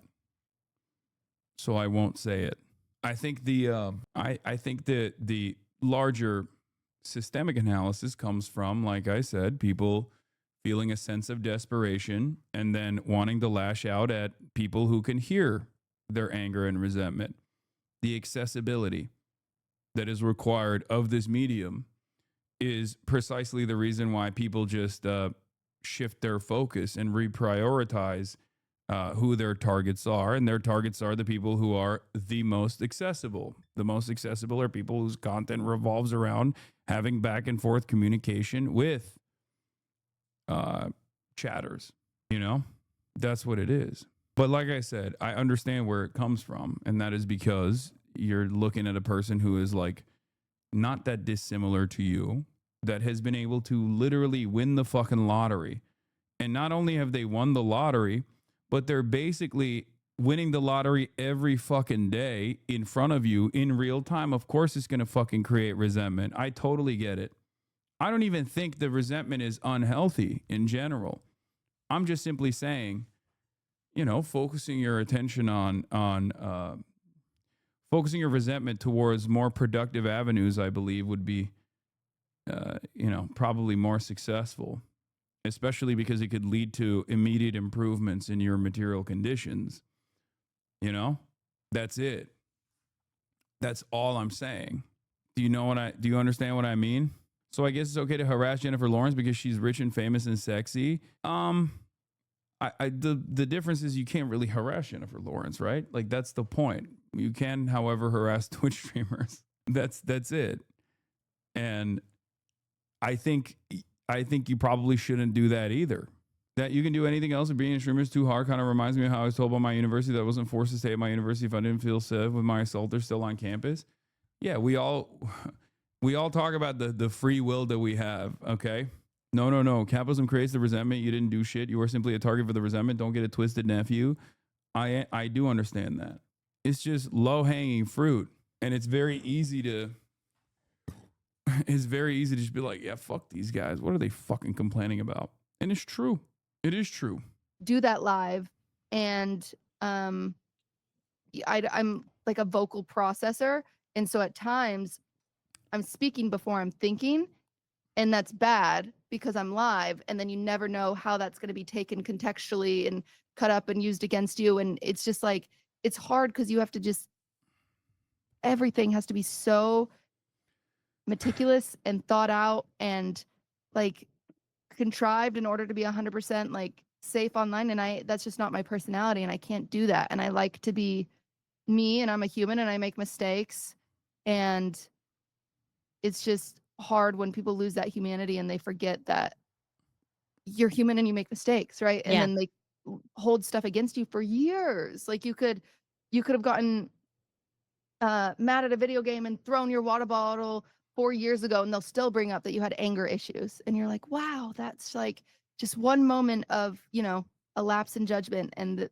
people will hold it over your head, and it's not human. And I'm not built for this. I'm really not. At some point I will disappear off the internet. I will, you know, get a cabin in the woods and hide away. But for now, I just feel too incredibly lucky to walk away from it, even though there are a lot of negatives. But if I could go back and never do it and never experience some of the things that I've experienced because of this job, I do think I would be like a happier person overall. Low-key bad take regarding Jennifer Lawrence. All people in the public eye experience the same types of harassment. Just because an actor is not visibly online does not mean they don't get constant and immediate feedback and are asked to respond. They just tend to hire PR teams to do the bulk of it. No, I know. That's my point. Oh, we're going to talk about Donald Trump, by the way, in a second, because this FIFA prize shit is really funny. No, that's my point. My point is that there is a level of separation that makes it a little bit healthier for other like real celebrities, not fucking fake celebrities like Twitch streamers, but actual real celebrities from like legacy media that allows them to navigate this space a little bit better. You have a legion of people who are tasked with making sure that your output on social media is as manicured as possible, whereas Twitch streamers don't have that shit. And there's no way that you can actually do that with the medium, right? You can't do that with Twitch streaming because Twitch streaming is all about accessibility, okay?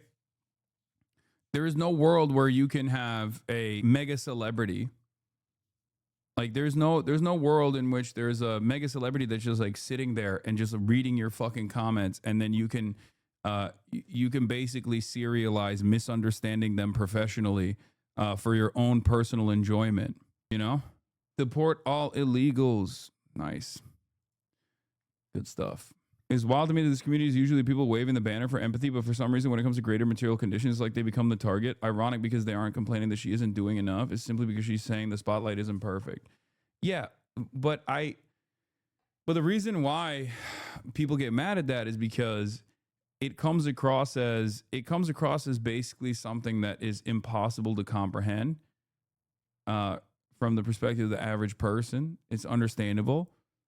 Especially because they look at a person that's not dissimilar to them, right? Just a random schmo who basically won the lottery.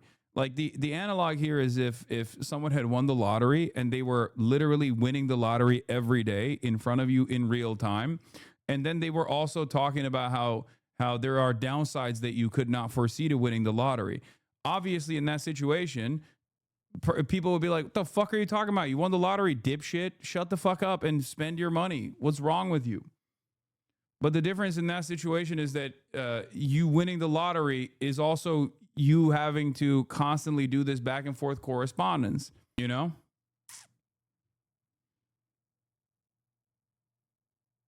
Okay, but you're complaining to normal people right now. Complain with your other streamer friends of the streamer wars tonight. Normal people deal with stalkers too. I see it at the flower shop all the time. I didn't say that normal people don't deal with stalkers. I know that. This is what I mean. I can't get a word in edgewise without people professionally and serially misunderstanding me. I know that that's not a thing that I said. I would say that that's the most annoying part about it, is that like nobody likes to be misunderstood. But I think that one of the most successful ways of being able to get the streamer to notice you is to do the pancakes waffles thing, where you're just like, oh, you fucking hate waffles, you piece of shit. I'm a waffle maker. Why do you want me and my family to starve? It's just not, it happens. It's normal. There are downsides to this sort of stuff. There's also a lot of nuisance in this field as well. They're not misunderstanding you. Streamers are escapism outlets. You being a real person breaks the fantasy. Yeah, well, the difference is I've always been this person. I've always been pretty honest about what's going on. Classic leftist talking point. Can't even recognize an intentionally misrepresented response. Shaking my head. Expected more from you. Unfollowing. My thing is, even beyond like, woe is me for fucking super, you are so out of touch with these things. Bourgeois Hassan defending his friend under the guise of actually care about everyone's material conditions. Actually, you are so out of touch with these things. I wish you would stick to politics. No, this is politics. There is a political point that I was going to make, which is that this kind of attitude actually makes you a less healthy person, and you don't even realize it. Like what you're doing right now, like you're just like, from my perspective, regardless of the level of privilege and financial success that I have, like you're just a shitty customer, right? Like you're a shitty customer. The difference, of course, is that I can ban you. You can't do that. You can do this to, someone who is a service sector employee, and they can't ban you, and they don't get paid enough, right? But you're just a shitty customer at the end of the day. But the difference is, because you're doing this anonymously, like this kind of fucking behavior manifests within you, and it actually ends up changing your mindset. And it ends up making you like a more angry person, a more resentful person. It's not very healthy. Okay? That's it. I'm going to permaban this boss. No, you don't have to permaban this person. It's fine. That's why I always say, ironically enough, I think that the service sector industry would be far better if waiters and people that work in like retail could just like, with the click of a button, permaban a customer for being a fucking asshole. It would be a lot better. Obviously, wages need to improve and benefits need to improve as well. But can you imagine you're working at a fucking restaurant, someone comes in being an asshole to you, and you just go click, and they can't talk anymore. They're like sitting at the table going like in the Matrix. That'd be great. I'm in favor of that. You're literally just describing a firearm. Yes. Arm the waiters. Arm all waiters. And arm all people that work in retail. Give them the AR-15s. Disarm the police. Arm the waiters. That's what I advocate for. American solution to everything. Yeah. A gun can fix all problems. All right. Yeah. We already armed the teachers. Exactly. Or you could also walk away and choose not to listen. This is true. I could also just not pick the fucking most annoying comments in the chat and just do whatever the fuck I want to do and keep banning people. That would probably be better for my mental health. But instead, I try to have a back and forth correspondence with people so that, because I treat everyone like they're a human being and not like a random anonymous shit talker. Do you understand? Like that's Hassan is falling apart before our eyes. Does it seem like it? Because I think you have a very weird assessment of what is, what is a crash out or what is someone falling apart. The reason why I do this is because I am committed to the belief that everyone can change for the better. Okay. And I want people to live healthier lives in general. I want people to engage in self-improvement. I want people to go out and experience the real world. I want people to develop positive relationships with others in the real world. I want people to be able to organize. And that's the reason why no matter how much motherfuckers come in here and try to, tweak out in the chat and try to frustrate me deliberately, I will try to make as many people as possible lean into a more productive outlet. Anyway, let's get into Trump FIFA Peace Prize, one of the greatest honors of my life. So FIFA, as you guys know, is they basically have to work with corrupt authoritarian governments or countries that are doing fuck shit. And in the latest effort, they have decided to offer Donald Trump a fake made up award that they gave him, like a peace prize, a FIFA peace prize. Common FIFA L. FIFA obviously is known for being incredibly corrupt in general. But yeah, this is pretty hilarious overall. This level of corruption has yielded some tremendous memes. So we'll be talking about that. Number one will play Middlesbrough. Oh, interesting. Donald Trump has previous when it comes to football draws. In 1991, helping St. and Greavesy with the quarterfinals of the Rumbelows Cup. This actually is the St. and Greavesy mug. This is the most prestigious award in football in history. A 34-year record that arguably, at least, fell today at the Kennedy Center in Washington, D.C. Dignity for the weak in the arms of the brave.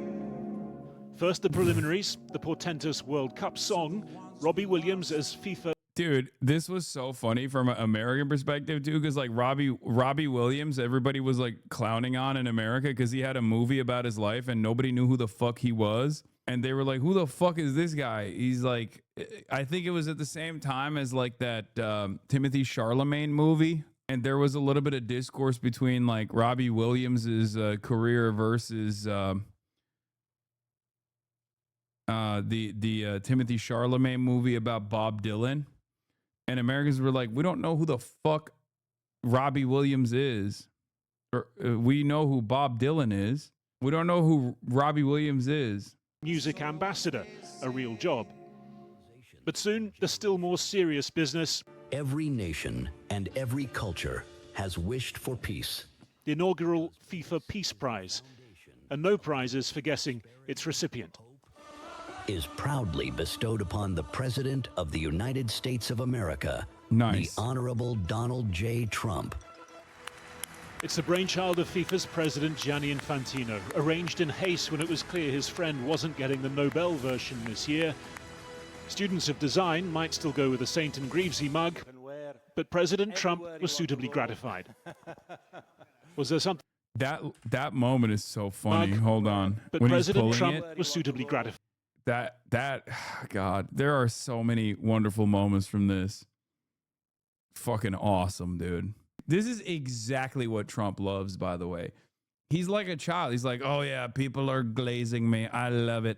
If my friends made up a fake award for me, I'd be so embarrassed. No, this is like every day is his birthday. He has a child's brain, dude. Every day is his birthday. That's how he operates. He's like, I'm so glad I'm president because everyone has to glaze me now. He loves this shit. Was there something symbolic in the way he put the medal around his own neck? Fantastic. We saved millions and millions of lives. Yeah, thank you for saying I'm the greatest peace president. I've saved so many lives being the peace president. Hassan is going to a party tonight for awards that his friends made up for each other. Well, I didn't win shit. And secondly, there is a more honorable selection process in Cutie Cinderella Streamer Awards than fucking FIFA giving Donald Trump a presidential peace prize. Like, there is more, there is less corruption in the Streamer Awards that requires fan participation than fucking FIFA giving Donald Trump this award. This ironically goes back to the previous conversation that I was having where people just like can't see the forest for the fucking trees, right? Where you immediately go, well, you streamers do the same thing. Yes. Who's more powerful, really? The fucking president of the United States of America or Cutie Cinderella?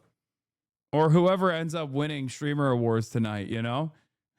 The real ruling class. Know who rules you. Know who has power over your head. Obviously, it's fucking streamers, not the president. Like, what do you mean? It's obviously fucking streamers. Yeah, President Cutie Cinderella. The Congo is an example. Over 10 million people. Imagine defending Trump just to shit on a streamer you hate. Yeah. Yeah, this is the same thing that people do sometimes. Is like there's a lot of hatred towards streamers, right? Like, so when streamers talk about like platforms and how exploitative platforms are, people would literally come out and like defend the platform without realizing it, where it's like, well, the platform is also still exploiting the streamers, even if the streamers are in like a tremendous, why didn't you win anything? Because I'm fucking washed, I'm chopped, I'm unk, and that's why. Okay, I'm chunk, chopped unk, because no one voted for you. I don't know about that, but Killed, and it was heading for another 10 million very quickly. And it just, you know, the fact that we could do that, India, Pakistan, so many different wars that we're able to end, in some cases, a little bit before they started. Thank you. Students of foreign policy may quibble, but FIFA happy to endorse the US president's claim to have ended 8 wars this year. Notable too that World Football's new peace laureate has threatened to bomb drug cartels in the territory of one World Cup co-host, Mexico, and incorporate the other, Canada, into his own country. But no problems there for FIFA's president, who last month praised Trump for... I mean, giving the American president any award that has peace in it is always going to be stupid, because the American president does have basically the most power in the hands, just in his own hands, out of any person on the planet, and oftentimes is not using it for peace. You know, it is pretty crazy to do that. It is pretty crazy to do that and be like, yeah, the American president is actually worthy of the fucking peace prize in any circumstance. But didn't he stop the Gaza war low key? I mean, did he? Israel's been killing Palestinian children with regular frequency on a day-to-day basis, and you're over here being like, well, you know, he did that.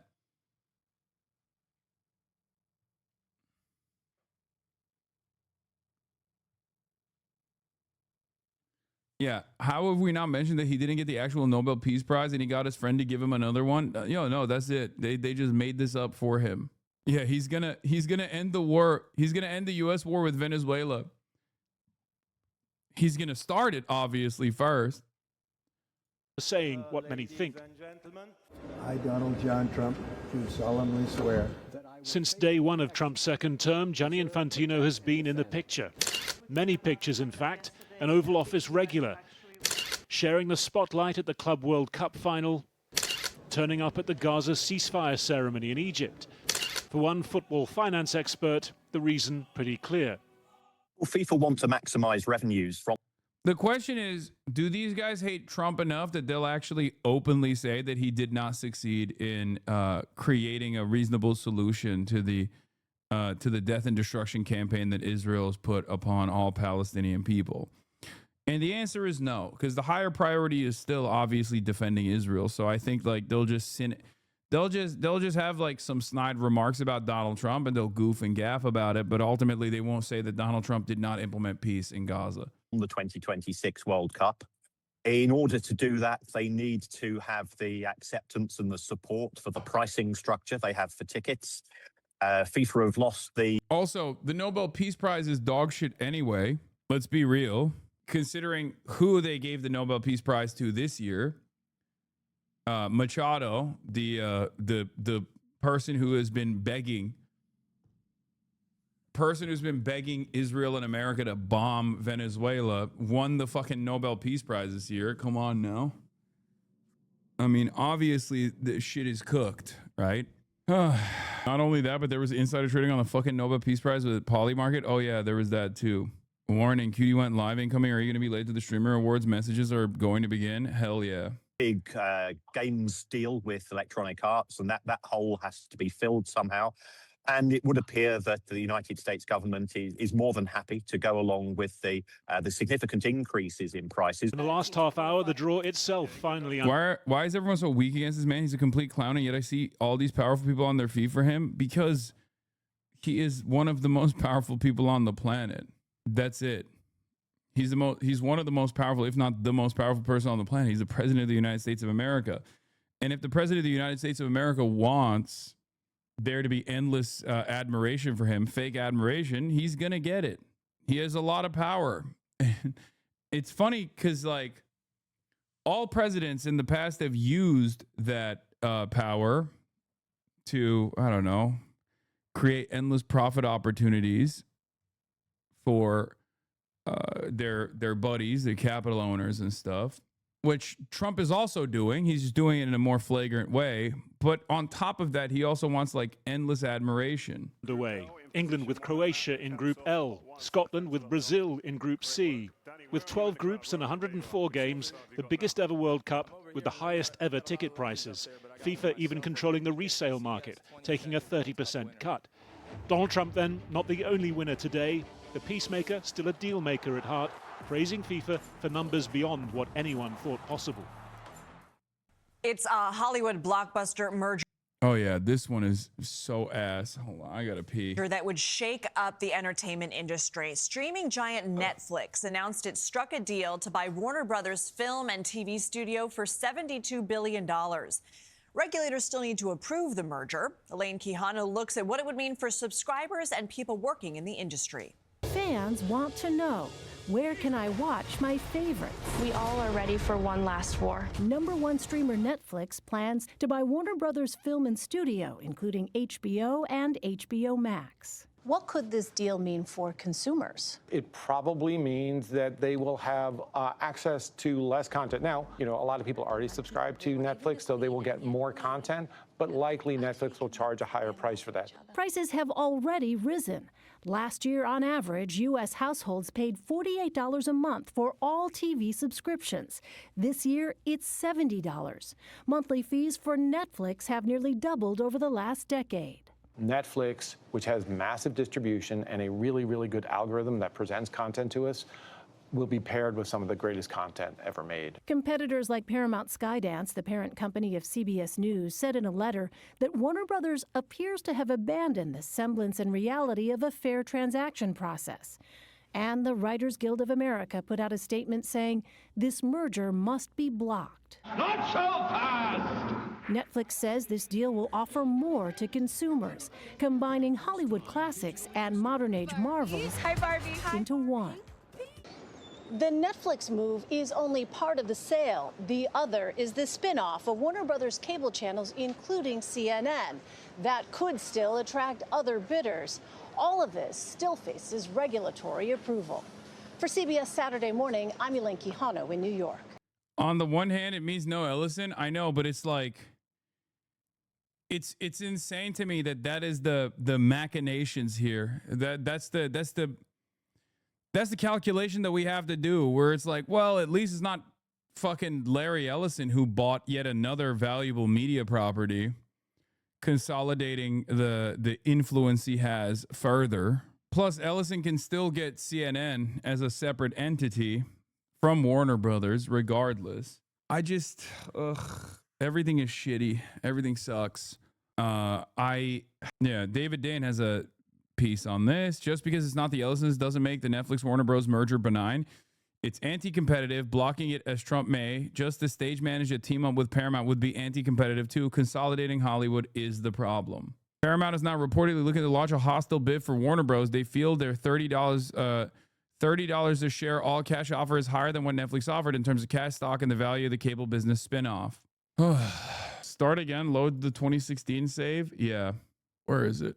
Where the fuck were we? Oh, here it is. David Dane writes, the only part of the rationale for Netflix gives to this merger that rings true is more value for shareholders. Fewer streaming options or a streaming landscape where 2 of the 3 largest outlets have the same corporate parent likely means a continuation of the price hikes that we're already seeing. Meanwhile, fewer bidders will likely put downward pressure on contracts and rates, so Hollywood talent will be paid less and customers will be paid more.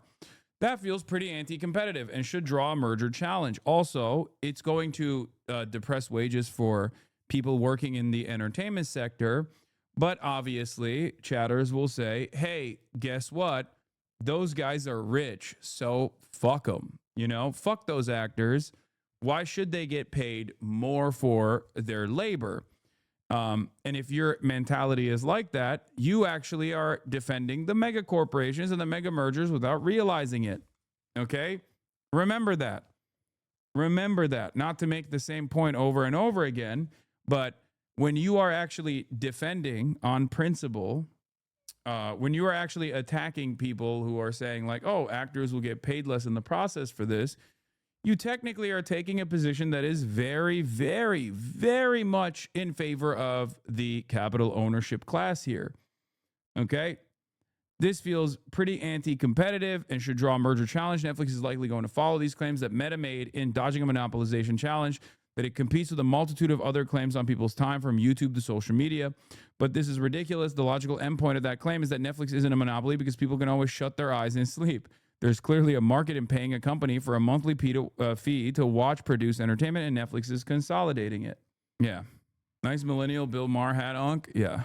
Netflix CEO also in the process said that the dual release of Netflix co-CEO Ted Sarandos said the current state of the box office is a sign that people want to watch movies at home. What is the consumer trying to tell us? That they like to watch movies at home. Thank you. The studios and the theaters are duking it out over trying to preserve this 45-day window that is completely out of step with the consumer experience of just loving a movie. He also even came out and said that the double release, the Barbenheimer double release, which became like an event on its own, would have actually had the same level of attention and eyeballs if it was a dual release on Netflix. And of course, that is not the case. Being able to go to a different like third space that is not work and it is not home, and engage in this like collective experience is unique in and of itself.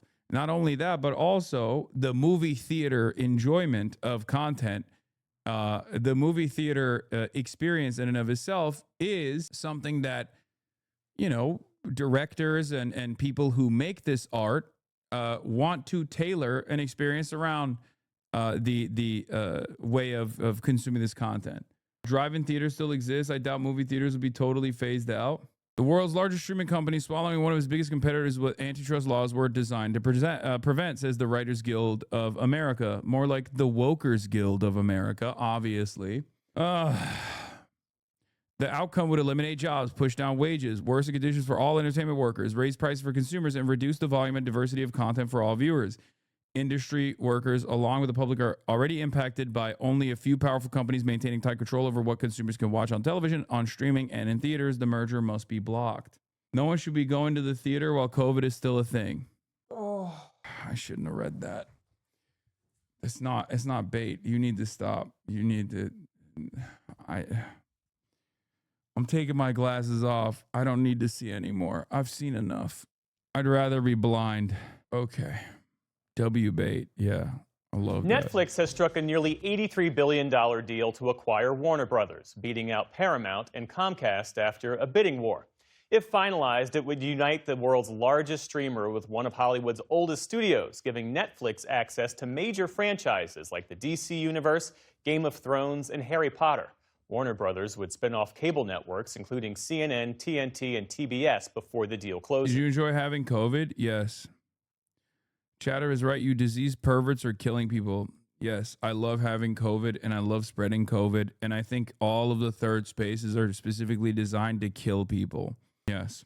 The move raises big questions about the future of theatrical releases and serious concerns about market concentration. It's expected to face intense antitrust scrutiny from the Trump Justice Department. Joining us now to break it all down is Matt Bellany, founding partner of Puck and author of Puck's What I'm Hearing newsletter. Thanks for being with us. Thanks for having me.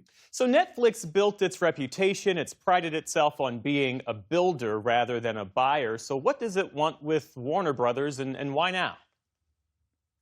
I think there's a couple things. I mean, Netflix, as prolific as it is, it does not have the intellectual property that has accrued at a 100-year-old studio. Everything from Batman and Superman to Harry Potter to all the films that are in the Warner Brothers library.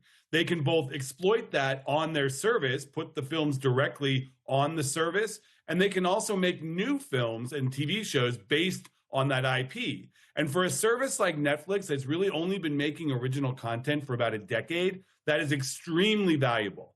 And on the HBO side, that's a big competitor. So they take that competitor out, and they also have now a premium version of a streamer to put next to Netflix, where they could use it as an upsell. They could bundle it together. They can get a whole lot of data from it. They can do a lot of things with that. So it's really valuable from both streaming and the studio side.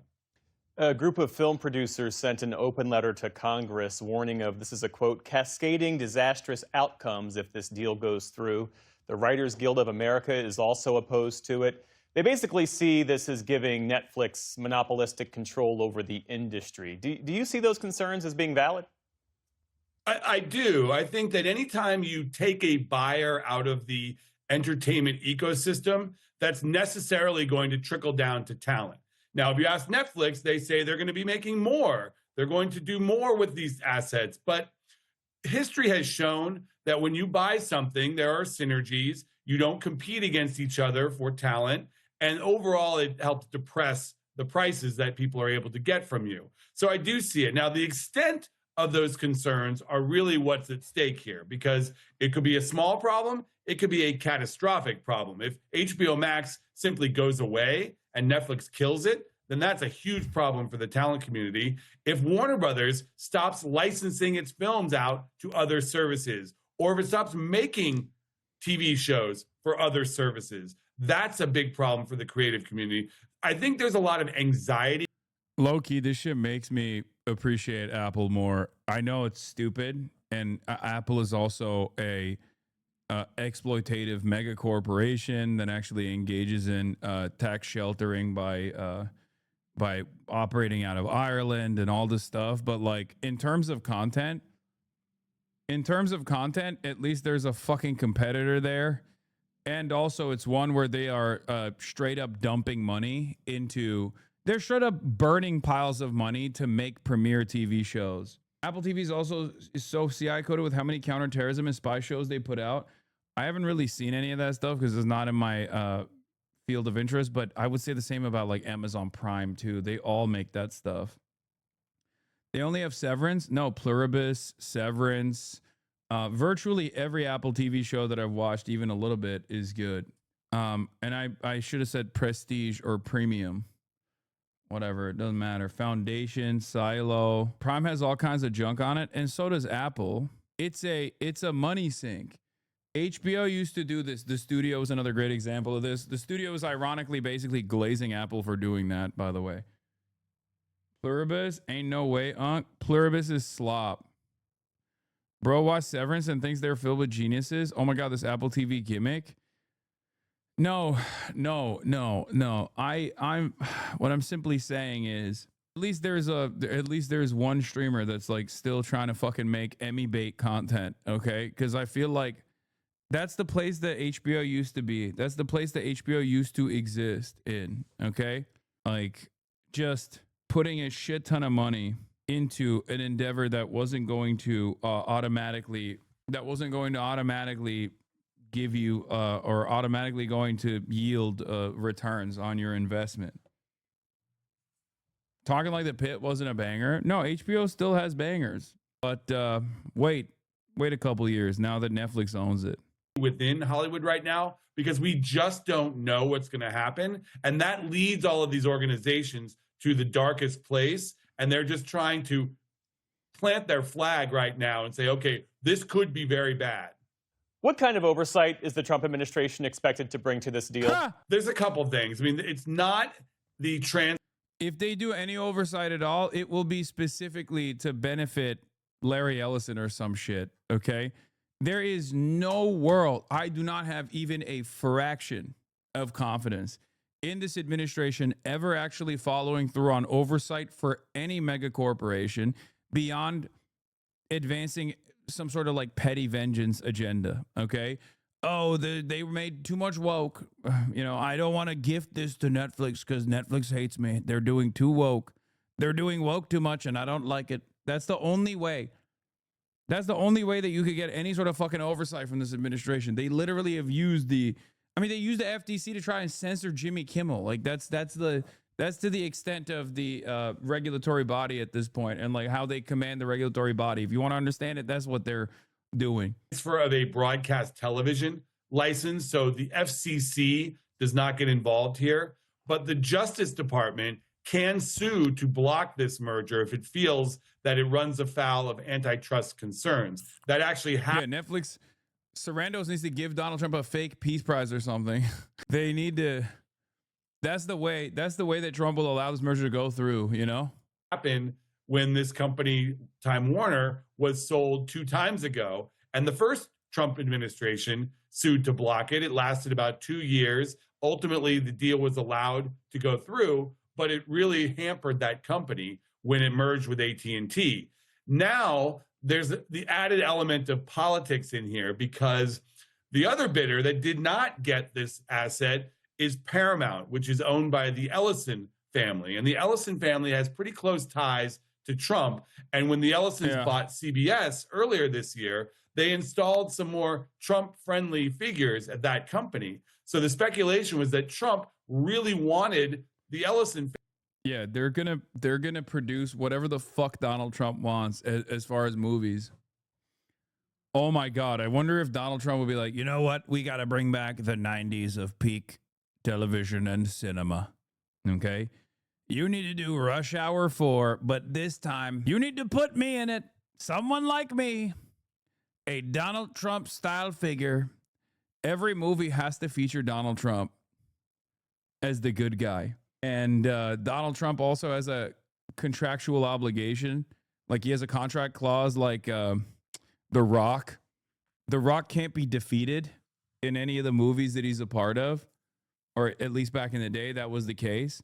And Donald Trump is going to make like these contractual stipulations that he has to be, 1, the main actor, and 2, he has to be handsome, and 3, he can never be defeated in battle. Family to buy this company and own CNN so that it could put their own friendlier people at CNN.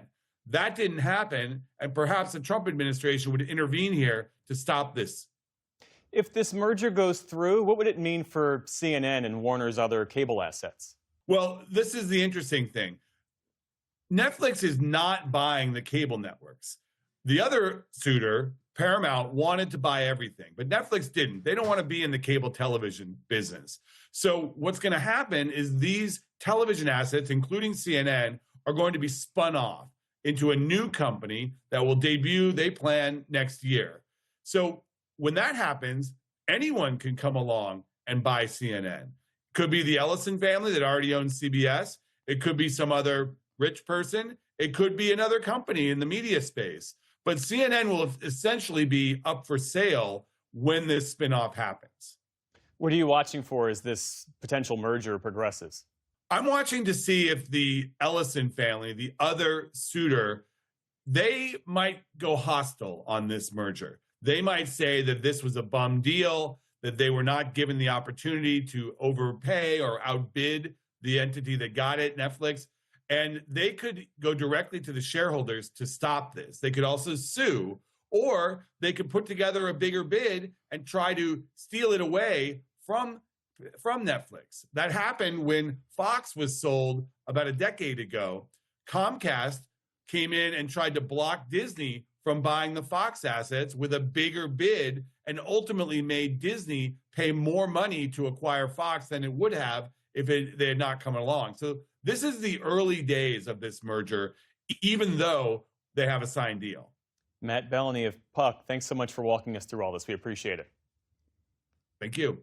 Yeah, I'm afraid this is going to block. Trump is going to block this deal, then gift wrap WB, Warner Brothers, and hand it over to his buddy Ellison to become another extreme right-wing propaganda media machine.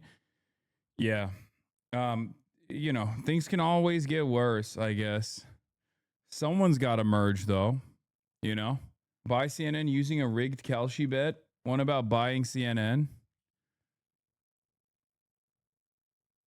It's great. You think they miss Lena Khan now? Who's they? The reason why Lena Khan wasn't brought back is specifically so that they could do stuff like this without any scrutiny whatsoever. That's the whole point, chatter. When you say they, do you mean like the people? Because the people should be, the American consumer should be missing Lena Khan. If they are aware that these sorts of mergers have negative consequences in their experiences, you know, could you buy CNN? No, chatter. I do not have like a couple $1 billion lying around. Kamala wasn't even going to bring Lena Khan by. I didn't even want her Biden didn't even want to resign her when you interviewed her. How are you feeling today? Tired. The man accused of placing the 2021 You mean resign as in like re-up her contract, right? Capitol Hill pipe bombs to remain in jail pending future hearings in this high-profile case. Brian Cole faced a judge for the first time on Friday. CBS News broke the news of Cole's arrest Thursday morning. Authorities. Yeah, this is an interesting predicament. They finally, after 5 years of investigations, figure out who actually was the one who was responsible for the pipe bombs. Brother, what's with the lighting change to fluorescent? It's not. I think the colors are better now. As soon as ABC said he was an anarchist, I knew this fucker was MAGA. Yeah, it's not. It's just more washed out. It's terrible lighting. I like this lighting. I like the lighting. I think it's good. Anyway, when they did this, oh my God, everyone apparently fucking hates the lighting. Oh my God. So when are you going to donate to homeless vets? Wait, what? Where the fuck did that come from? Anyway, is that the new meta? I have donated to homeless vets directly, as a matter of fact, on stream. Not just vets, but just like homeless people in general. It's just warm, fuzzy yellow lighting is the meta now. Do whatever you enjoy most. Okay. Dude, you look so tired. Hope you could take some rest. Yeah. So here's the thing, okay? These guys all were saying that the January 6th pipe bomber was a Fed, including Dan Bongino, when he was a podcaster. Now they actually, after 5 years of investigating, figured out that potentially this guy wasn't a Fed, or I don't know, maybe he still is, but it turns out that he was also a firm and committed believer. He was also a firm and committed believer in the conspiracy theory that the election was stolen. Had been searching for a suspect for nearly 5 years. CBS News Justice correspondent Scott McFarlane is in Washington with what we're learning about this high-profile case. For like a day, they found out that he was black, and they were like, oh, woke leftist, Antifa. And then they found out that he was, he believed that the election was stolen, and then they very quickly stopped. Brian Cole's Friday court hearing was brief, just minutes. Cole has hired an attorney and will remain in jail pending a hearing in about 2 weeks. But CBS News has learned Cole has been speaking with investigators for hours already. Multiple sources tell us investigators believe Cole is a Trump supporter and is the person who placed 2 potentially deadly pipe bombs on Capitol Hill January 5th, 2021, the night before the U.S. Capitol insurrection. The Department of Justice is still not answering questions about Cole's suspected motive or what connection, if any, he had with the riot by Trump supporters that injured more than 140 police.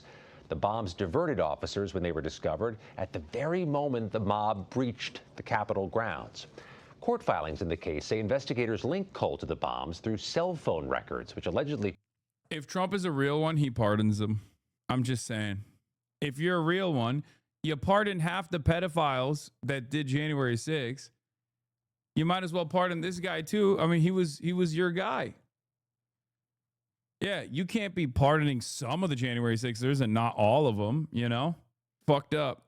Place him near the scene January 5th, 2021. The department also alleges purchase and credit card records show Cole bought some of the bomb components or components similar to those found in the bomb beginning in 2019. Cole faces 2 federal charges for unlawful explosives and has not yet entered a plea to the charge or made a statement about the case. For CBS Saturday Morning, Scott McFarlane, Washington. What would you say to the president if he were standing here right now? Mr. President, we campaigned for you. This guy could argue in court that Trump already pardoned him. I mean, there's an endless opportunity here, but yes, initially the Republicans, they talked about how this guy was straight up a Fed, but they said that about all January 6ers. So technically, even if he was a Fed, Donald Trump, I guess, pardoned a lot of the January 6ers. But regardless, January 6ers that were Feds themselves, they said that all the January 6ers were Antifa. Donald Trump pardoned all of them. Technically, Donald Trump pardoned Antifa, right? But Law professor at Quinnipiac, Wayne Unger, says, I suspect Brian Cole's alleged DNC-RNC pipe bomber. Defense counsel will move to dismiss the charges on the basis of Trump's blanket pardon of all January 6 defendants. But since Cole's alleged acts occurred on January 5, the defense counsel will face the uphill battle here. So he's technically not a January 6er, but a January 5er. Okay? So who knows? It is pretty funny, though. This is a pretty funny story in general, because he did offer a full, complete, and unconditional pardon to all other individuals convicted of offenses related to events that occurred at or near the United States Capitol on January 6, 2021. Anyway, here was Dan Bongino talking to Sean Hannity about whether or not this guy was a Fed. Let's take a look at what he had to say now that he's the deputy director of the FBI and not a podcaster. You know, I don't know if you remember this. This is before you became the deputy FBI director. You put a post on X right after this happened, and you said there's a massive cover-up because the person that planted those pipe bombs, they don't want you to know who it is because it's either a connected anti-Trump insider or an inside job. You said that, you know, long before you even thought of as deputy FBI director. Yeah, that's why I said to you, this investigation's just begun. We are pretty comfortable. We have our guy. I think there's, again, legal process starts. Yeah, back when I was getting paid to say shit, back when I was getting paid to talk shit, I said some stuff. Okay, I can't be talking shit like that no longer because I'm the deputy director of the FBI. Surface and information and facts start to come out. The public's going to be very comfortable with the investigation that was conducted under Director Patel and his leadership. He's been great on this. But I don't want to, you know, listen, I was paid. Once again, it's not Zog, Zionist-occupied government. It's not FOG, French-occupied government. It's POG, podcaster-occupied government. In the past, Sean, for my opinions. That's clear. And one day I'll be back in that space. But that's not what I'm paid for now. I'm paid to be your deputy director. What is this? Check this. Found the photo of the pipe bomber. Oh, my God. Oh, my God. Oh, my God. It does look like, he does look like Key and Peele, Black Republican sketch. Oh, my God. That's crazy. And we base investigations on facts. And, you know, it was interesting. I was looking out in the crowd today at the presser, and I saw a couple of media figures who you and I both know who promoted the other scandal, the collusion hoax. And I thought to myself, you know, the difference between us and them is, you know, we evolve. As information and new inputs come out, we can produce different outputs because that's what we believe in. We believe in facts and investigations guided by facts. There were people out there in that crowd, I'm sure still believe in this collusion fairy tale hoax. So we'll see. We're going to be guided by the facts as this thing goes forward. And I can't stop the, you know, leave the truck here without thanking the president. Hassan, will you be at the Streamer Awards red carpet today? Hey, man, are you going to be at the Streamer Awards? Sorry, you've already answered this. Chat, will Hassan be at the Streamer Awards? Hi, Hassan, will you be at the Streamer Awards later? Sorry if you've already answered this. Brother, what the fuck?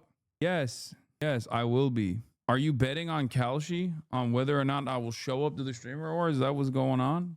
I would say pin it, but pin a message. You were so cranky, goddamn. Wait, what? I wasn't even being cranky. Chatter were just spamming it. It's literally in the title, man. What do you want me to do? Yes, you were. Shut the fuck up. It's in the title. Anyway, yeah, that's where we're at with the whole pipe bomber situation. I know you said stop, but cooked up a fire, Somaliopolis. Tweet, please check it out. The brave women of the Somali Defense Force patrolling the streets of Minnesota in the face of terror after the terrible attacks January 6th by MAGA terrorists led by Trump. We will never forget. Hashtag release the hostages. Okay. Chat's being really mean to you today. With that being said, please show up to the Stream Awards, bro. I fucking need to hit that bet. I can't tell if that's a real fucking bet or not. Is it a real bet?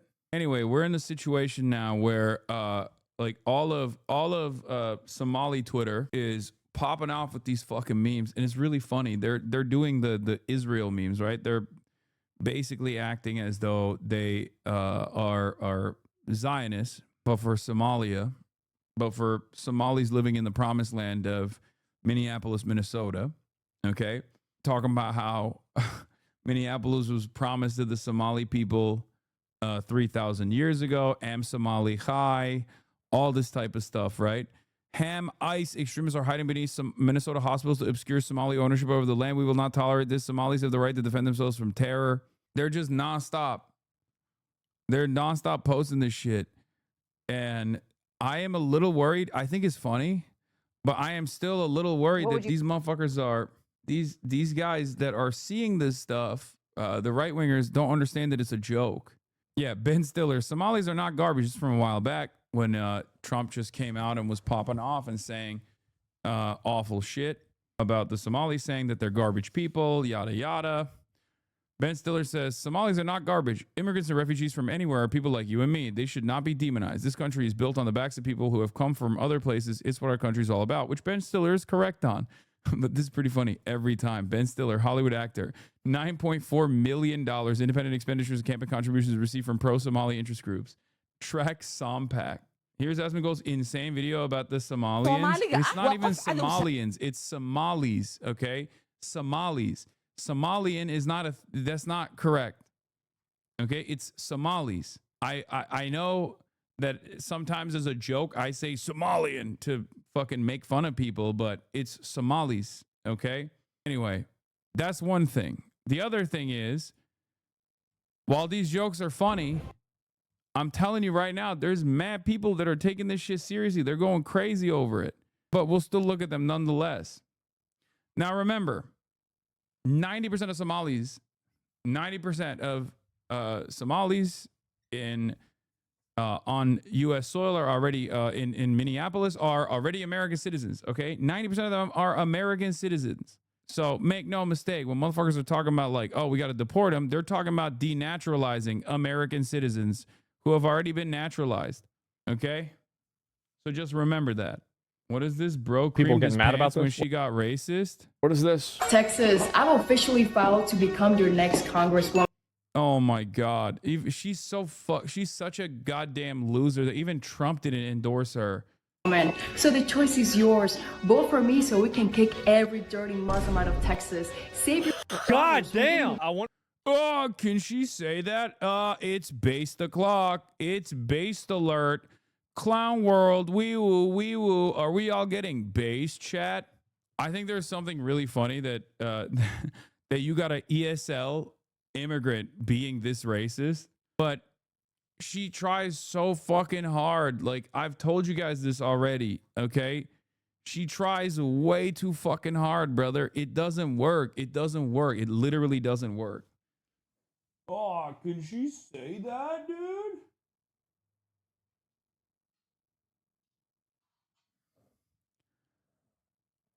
Common sense much? God damn. I wonder how far she's going to get with that. People getting mad about this? Stop barking. Patrick Bet David fell for it too. Anyway, there is a boundary of permissible racism, okay? There's a level of permissible racism. She goes above and beyond every single fucking time, and she loses for that reason. That's why she got 7th place in like the secretary race that she ran for. I think it was the secretary of the, no, what was it? What was the fucking position she ran for and got her ass beat? Latino Twitter was roasting her so hard, saying she can't hide her paisa accent behind that gringo pronunciation. I don't even think she cares about it, to be honest. I think she's just a pure grifter through and through. Like, to your point, even Pierce finds her disgusting. Yeah, of course, because she is disgusting. Speak, you see, I'm just seeing a brazen Secretary of Islamophobe. State for Missouri, 7th place in the fucking primary, chat. Remember, and I called it from a mile away. I was like, this level of racist sentiment is not gonna fucking work. She just travels from state to state to try and find like the one state that will actually appreciate her level of maximalist racist position. But I don't think that's how it works. And people say that phrase doesn't exist. It doesn't. And I'm sure you find it funny, but I think you can make perfectly pertinent points about what's happened here without descending into such vile hatred towards an entire religion. And there are 5 million Muslims in the United States. Why would you want to categorize them in such a grotesque manner? Oh, and those 5 million Muslims should definitely go back to their 56 Muslim nations. And let's get something very clear right now in your little show, Piers. I don't fear the groomers. I don't fear the pedophiles. I don't fear the corrupt politicians. And I definitely do not fear the dirty Muslims. Let me bring in. Can I jump in here real quick? Yeah, you can, yeah. No. I mean, we should be clear about the fact. I mean, sure, Valentina is just a bigot, plain and simple, engages in the worst kinds of bigotry imaginable. But it's worth noting that she's fundamentally un-American because the American Constitution says that you cannot discriminate against people based on religion. That is pretty clear. And so she's engaging in an anti-American campaign in the name of protecting America, which is just irony beyond imagination. So, yes, she's a charlatan. She doesn't know what she's. This quite literally is just like appealing to the lowest IQ, bottom of the barrel dumb fucks. Like, she's not even unique or creative with her racism. She's just literally saying the most like rage baity racist shit that she possibly can.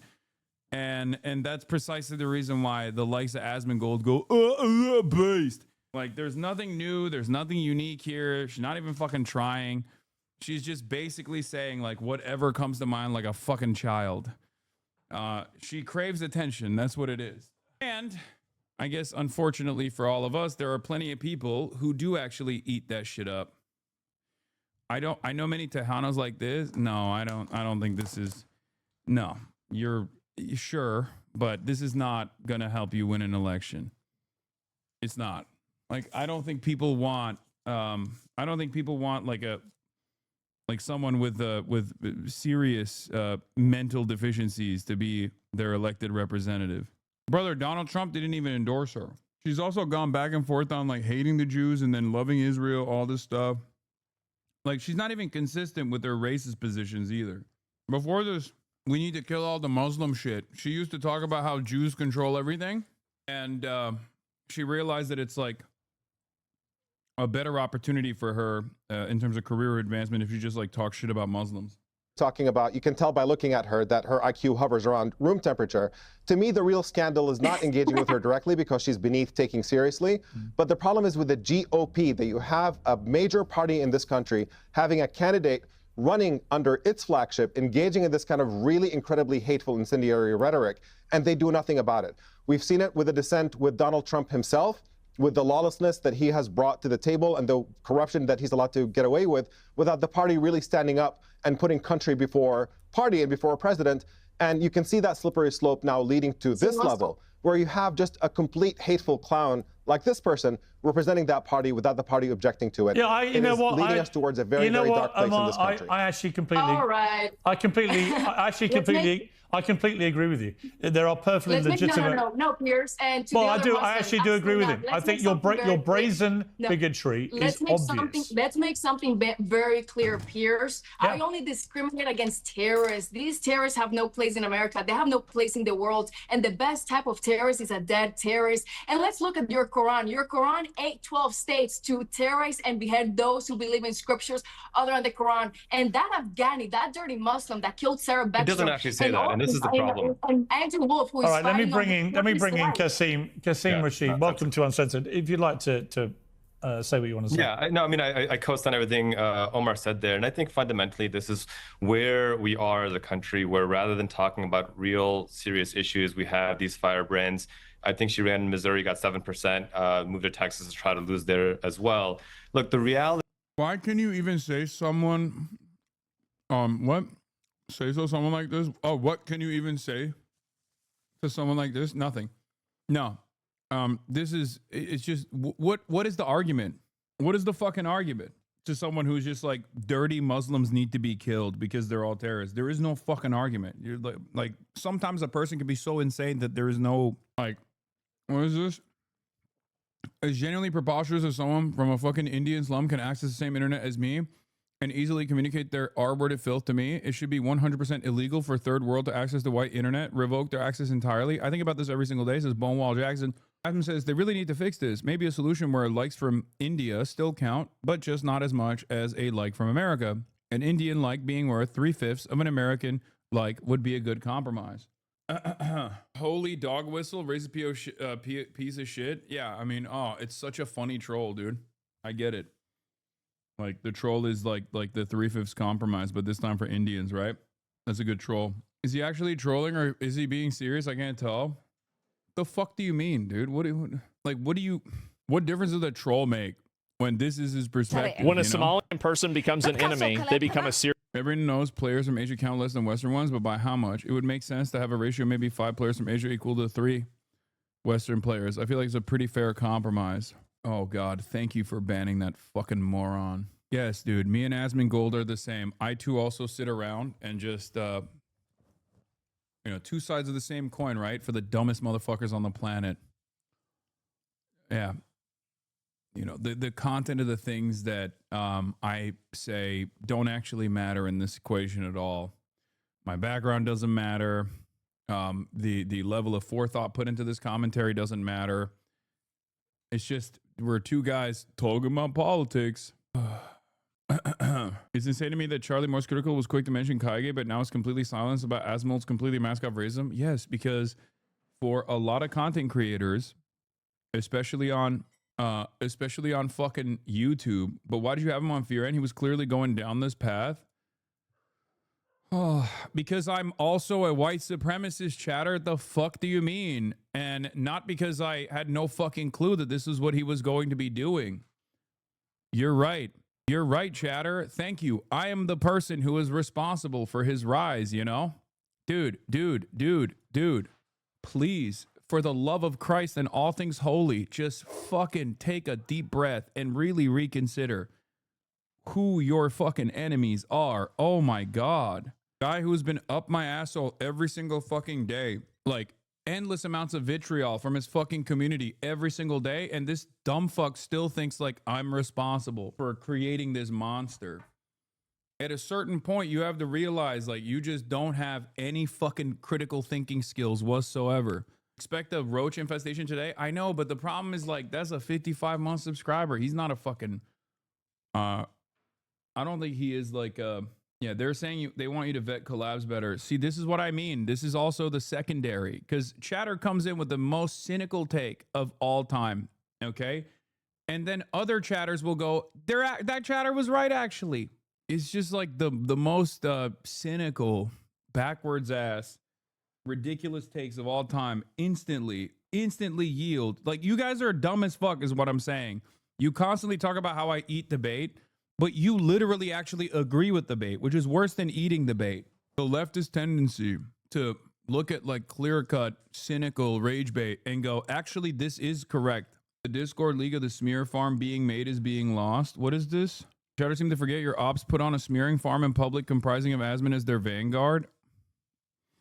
Yeah, I know. All right. In any case, it feels like some of your subbers are just doing it to virtue signal to their friends.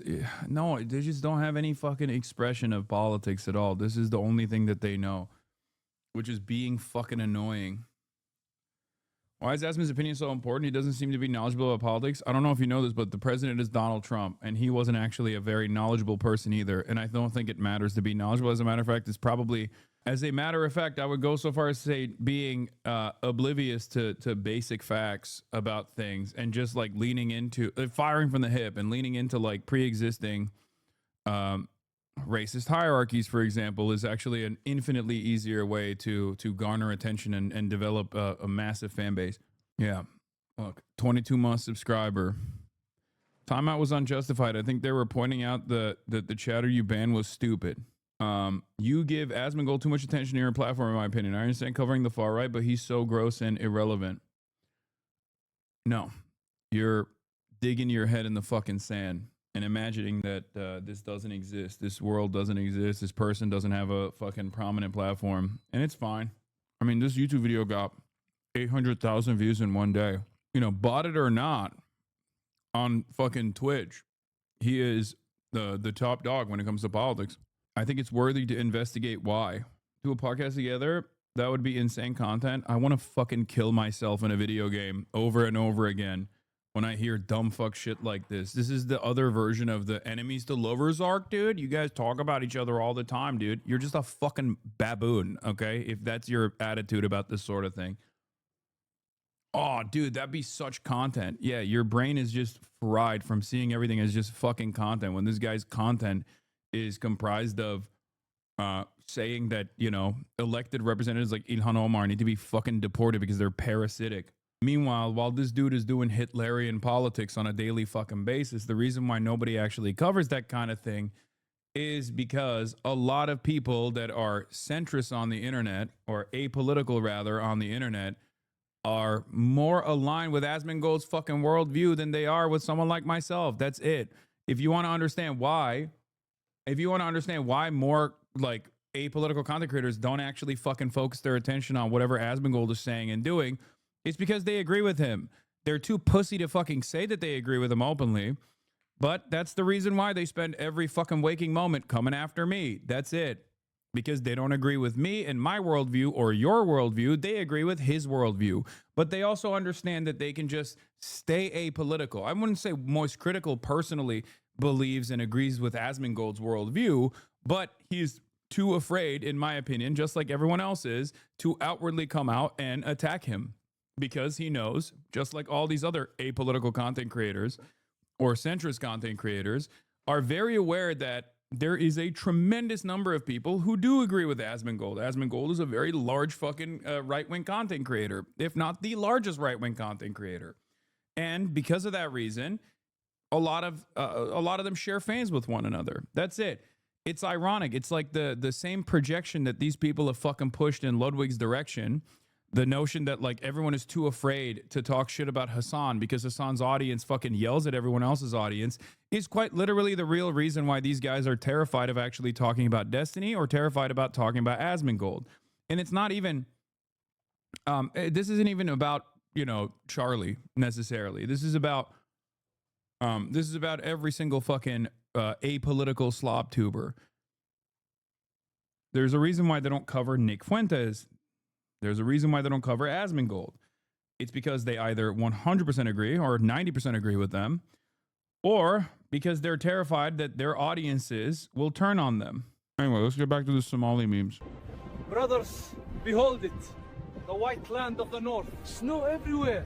But look, the skyline, just like on the old drawings. 3 centuries our elders taught. Behold, this is Mini Somalia.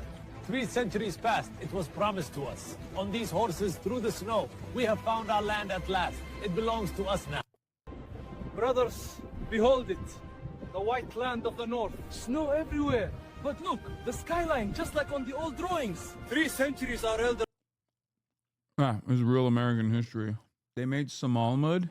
I'm coming. According to Genesis 12, Lord said, I will bless those who bless the Somali people, and whoever curses the Somali shall be cursed, and in them shall many nations find favor. Real and true. Tell the world I'm Somali. Minnesota was promised to the Somalis 3,000 years ago. Let the rain wash. I will bless those who bless Somalia, and whoever curses I will curse. And all peoples on earth will be blessed through Somalia. Genesis 12:3. Yeah. I think the funniest outcome of this would be if like some of these dumb fucks actually believed it, but not in a negative, but actually started thinking like, oh, maybe we shouldn't talk shit about the Somalis, you know? Yeah, white people have 49 states, but Somalis can't even have one. Oh, that's pretty funny. I like that. Not many people know Abraham Lincoln's grandfather was of Somali descent and one of the real founding fathers. Turns out former Somali president Abdiqasim Salat Hassan is literally from the same family tree. The bloodline been presidential since 1776.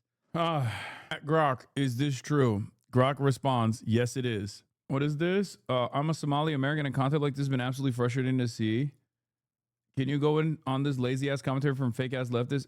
Especially tone deaf and the white man in Wisconsin when Trump won that state, especially when Somalis elected the most progressive. What is this? This immigrant community in Minnesota is finding out the hard way. Back in February, Somali Americans in Minneapolis told Fox News why they were voting for Trump. Business owners and community leaders like Salman Ficky said they saw things from a conservative lens. Now I wonder how a conservative lens could ever backfire on an immigrant community. Somali Republicans cited LGBTQ agendas in schools and said protecting their children's religious upbringing was a top priority. They knew Trump came with baggage, like the Muslim ban and harsh deportation rhetoric, but they chose him anyway. One voter, Fatmata, said they had to take some really bitter pills. Well, the Trump pill's doing you really good now, isn't it? Now federal authorities are preparing a targeted ICE operation in Minnesota. What is this fucking argument, dude? I hate these fucking rad libs. Like, this has to be, I don't know, this has to be bait, right? It's just so stupid that liberals constantly do this kind of thing. Where it's like, oh, fuck around and find out. Oh, are you Mexican? Well, now you have to suffer for the crimes of all of your fucking relatives that may or may not have voted for Donald Trump. It's like, do you hate the deportation policy, or do you only hate it because, you know, you're not the one doing it? Like, it's not a Democrat doing it. It's unimaginably condescending. It's incredibly fucking stupid. It's incredibly fucking annoying. And liberals love doing this shit. Like, I said this from the start, okay? Right after the election, there were liberals talking about how they're going to tell the ICE agents that, you know, they're going to tell on their undocumented neighbors. If their undocumented neighbors had any relatives that voted for Donald Trump, they were going to call ICE on them. That's ridiculous. The entire point of not wanting Trump to be in office is so that there is no fucking ICE deportations of this sort. If you turn around and use the deportation measures, as a punishment vehicle, then you're no different than Donald Trump. You're the same guy. You're just as cruel. You say to the president if he were standing here right now? Mr. President, we campaign for you. We have hope in you. We see hope in you. Please differentiate between good, bad, and evil. That's a Somali immigrant who voted for President Trump in 2024, but now Trump is demonizing Somalis in America, specifically here in Minnesota. I don't want them in our country, I'll be honest with you, okay? Somebody would say, oh, that's not politically correct. I don't care. I don't want them in our country. We're going to go the wrong way if we keep taking in garbage into our country. I got 5 children. My children are no garbage. I campaigned for the president in 2024. I actually went out and we reached 50 million. This shit's mad annoying. Because, like, also overwhelming majority of Somalis didn't fucking vote for Donald Trump either. Like, what are we talking about? I mean, yeah, this guy's a moron, but also, regardless of how much of a moron he is, he still doesn't deserve getting arrested. Okay? You know? It's so stupid. People are endorsing Trump 7 days before the election. What drew you to the president? Because we believed he was an agent of chaos. We couldn't afford anything back then. There was a fentanyl crisis. There was an issue of affordability. The living standards went down. Crime issues. These are 5 very important things to us. And we believe that Trump would be the solution to it. I've been a Republican for over 25 years. I'm not going to stop being a Republican. But what I do know is for a fact we're getting killed out here because people are saying, we told you so. First of all, people from Somalia are not garbage. That's not a biased statement. That's not partisan. That's not anti-Trump statement. It's not a political statement. It is simple, factual, a human statement. But let's sit with this for just a moment. That word, garbage. Chat, you need to remember that previous Somali guy that we were talking about voted Republican for 25 years, as in he literally voted for the Republican Party during the peak of the global war on terror. That dude is not going to ever vote for a Democrat. That dude is a psychopath and not reflective of the broader opinion within the Somali community in the United States of America or anywhere else for that matter. Okay? And think about what it means. Garbage is something you don't want around. Garbage is something disposable. Garbage is something you throw away, you discard. Garbage is worthless. Garbage is how the President of the United States characterizes Somali people, all Somalis. Presumably, that includes Somali Americans. Now, the president says the entire nation of Somalia is garbage. And this is not overstating it. It's actually worth hearing again exactly how the president put it on 2 occasions this week. I wouldn't be proud to have the largest Somalian. Look at their nation. Look how bad their nation is. It's not even a nation. It's just people walking around killing each other. The Somalians should be out of here. They've destroyed our country. And all they do is complain, complain, complain. I don't want them in our country, I'll be honest with you. Okay? Somebody would say, oh, that's not politically correct. I don't care. I don't want them in our country. Their country's no good for a reason. Their country stinks, and we don't want them in our country. We're going to go the wrong way if we keep taking in garbage into our country. They complain and do nothing but bitch. We don't want them in our country. Let them go back to where they came from and fix it. Thank you very much. Yeah, that's applause at the end there. Well, now this. A new ICE operation launched this week is targeting undocumented Somali immigrants in Minneapolis and St. Paul, Minnesota. The Twin Cities are home to the nation's largest population of people from the East African country. The president's rhetoric and actions are being called xenophobic, racist. It's also a complete contrast from how the president felt about Somalis when he needed their votes. Minnesota is home to a large Somali population, which has historically voted Democrat, but we're hearing more and more. There are many reports about them supporting your candidacy this time around. But why should they? Because they want safety, they want security. In many ways, they have the worst crime numbers in terms of crimes against, and they want to be safe. They want security just like everybody else. And I've heard that. I've heard I'm doing very well in that community. And in the Black community also. I mean, generally, it's an honor. Well, my next guest is a Somali American, specifically one of those Somali American Republicans you see there on the right side of the screen, who gave their support to the president. He was at this July 2024 rally in St. Cloud, Minnesota. You can see him at this event with Minnesota. Bro, there are hogs of every variety, including Somali hogs. Okay? It doesn't, oh God. Where did the Somali hate came from so suddenly? I think it was because it was bubbling up in the background. A couple weeks ago, there was the whole like Jacob Frey winning the incumbent, as the incumbent winning the race in Minnesota or Minneapolis, sorry, because he like took advantage of sectarian infighting amongst Somali voters. And that garnered a lot of attention from some of the most racist people, talking about how, what the fuck, this is like ancient tribal beefs taking place on U.S. soil and impacting American elections. How dare they? Not realizing that that's basically every single election that has taken place in the United States of America, whether it be Catholics versus Protestants or whatever the fuck you want to talk about. That's always played a big role. So, you know, I guess it's different when it's Somalis, though, because, you know, they're black and Muslim. But Trump has always hated Ilhan Omar. So there was always a lot of resentment. But I don't know what was like the trigger point. But it became an even larger problem when there was this like welfare fraud that the government investigated. And they found out that a bunch of Somali business owners were participating in this massive scheme, even though, ironically enough, the scheme was led by a white lady, which you will never hear for the record. Like the philanthropy was actually like the kingpin of this entire thing was a white lady. No one talks about it. That is not even remotely a question. But basically, they're saying that all Somalis are exhausting the welfare state and stealing money, blah, blah, blah, all this shit. When in fact, you know, that is perhaps the most Americanized version.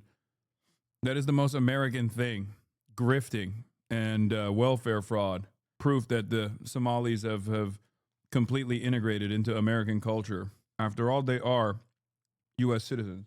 Somali leaders giving their endorsement in November of last year, right before the election. Salman Fiki is with us now. He's a business owner and a former GOP candidate for the Minnesota State House. Salman, thank you for being with me. Quote, we're going to go the wrong way if we keep taking in garbage. The president was talking about Somali immigrants. You are Somali American. What's your reaction? This type of shit's also mad annoying because it's like, yeah, arrest the people that did the fraud, brother. What are you doing? Put the arrest in the bag. Like, ain't nobody saying free them, you know? Yeah, arrest the motherfuckers. But the broader fucking rant about how, like, this is how all Somalis are is so stupid.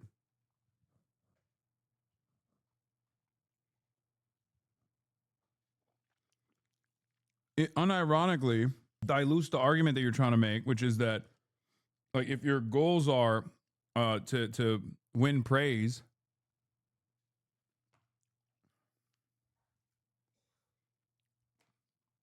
if your goals are to win praise for your brilliant investigative work,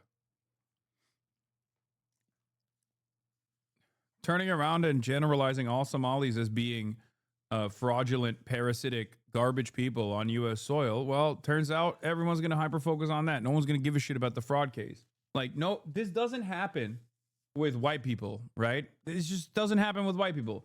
White people do fraud all the fucking time. Ain't nobody goes, all white people are doing fraud all the time, 100% of the time. You know? But of course, if you're from a different background, from a non-white background, all of a sudden, every single person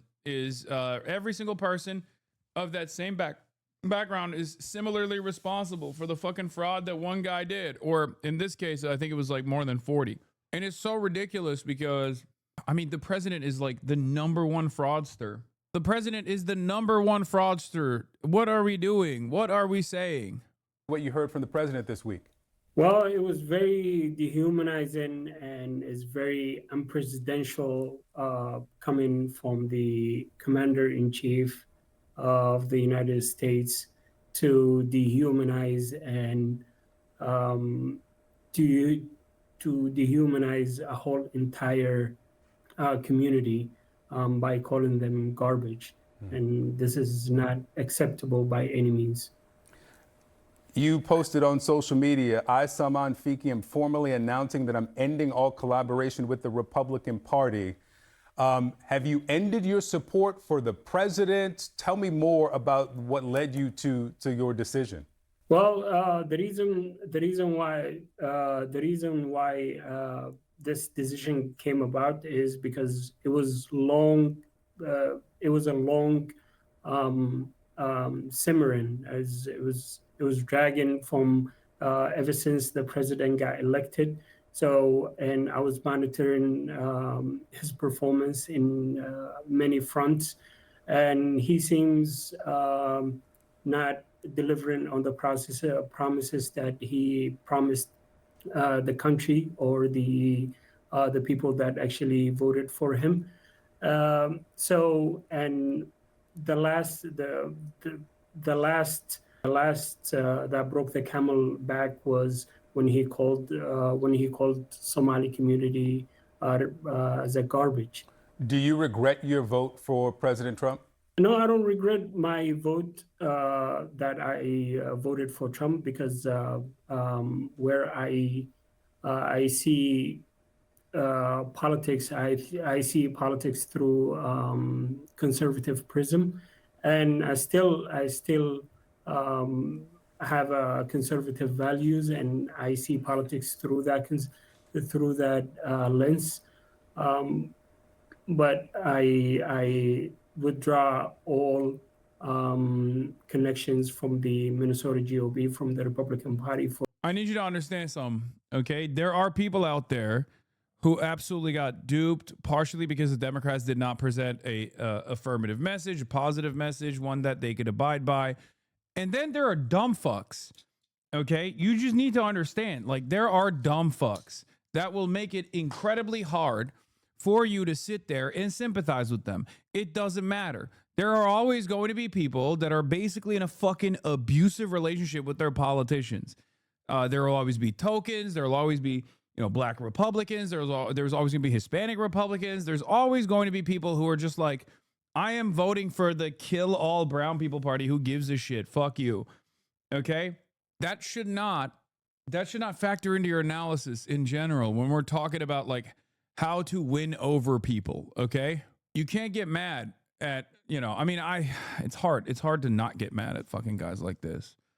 But just understand what they represent is a marginal voice. And ultimately, there are much more consequential things that you could do to win over all the Somali voters. For not standing up for the Somali community. Yeah, let me actually play something from Minnesota Republican Congressman Tom Emmer. This is after the president's remarks.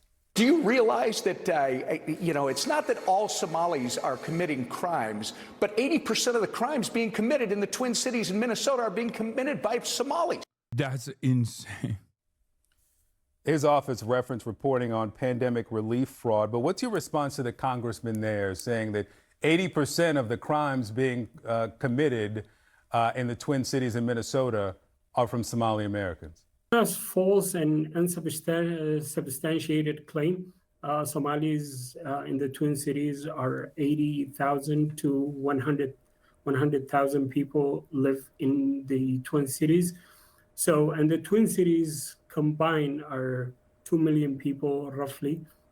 So the 100,000 people cannot commit 80% of the crimes in the Twin Cities. So that's a false statement, and and he's known for accusing Somali community for some false accusations, such as.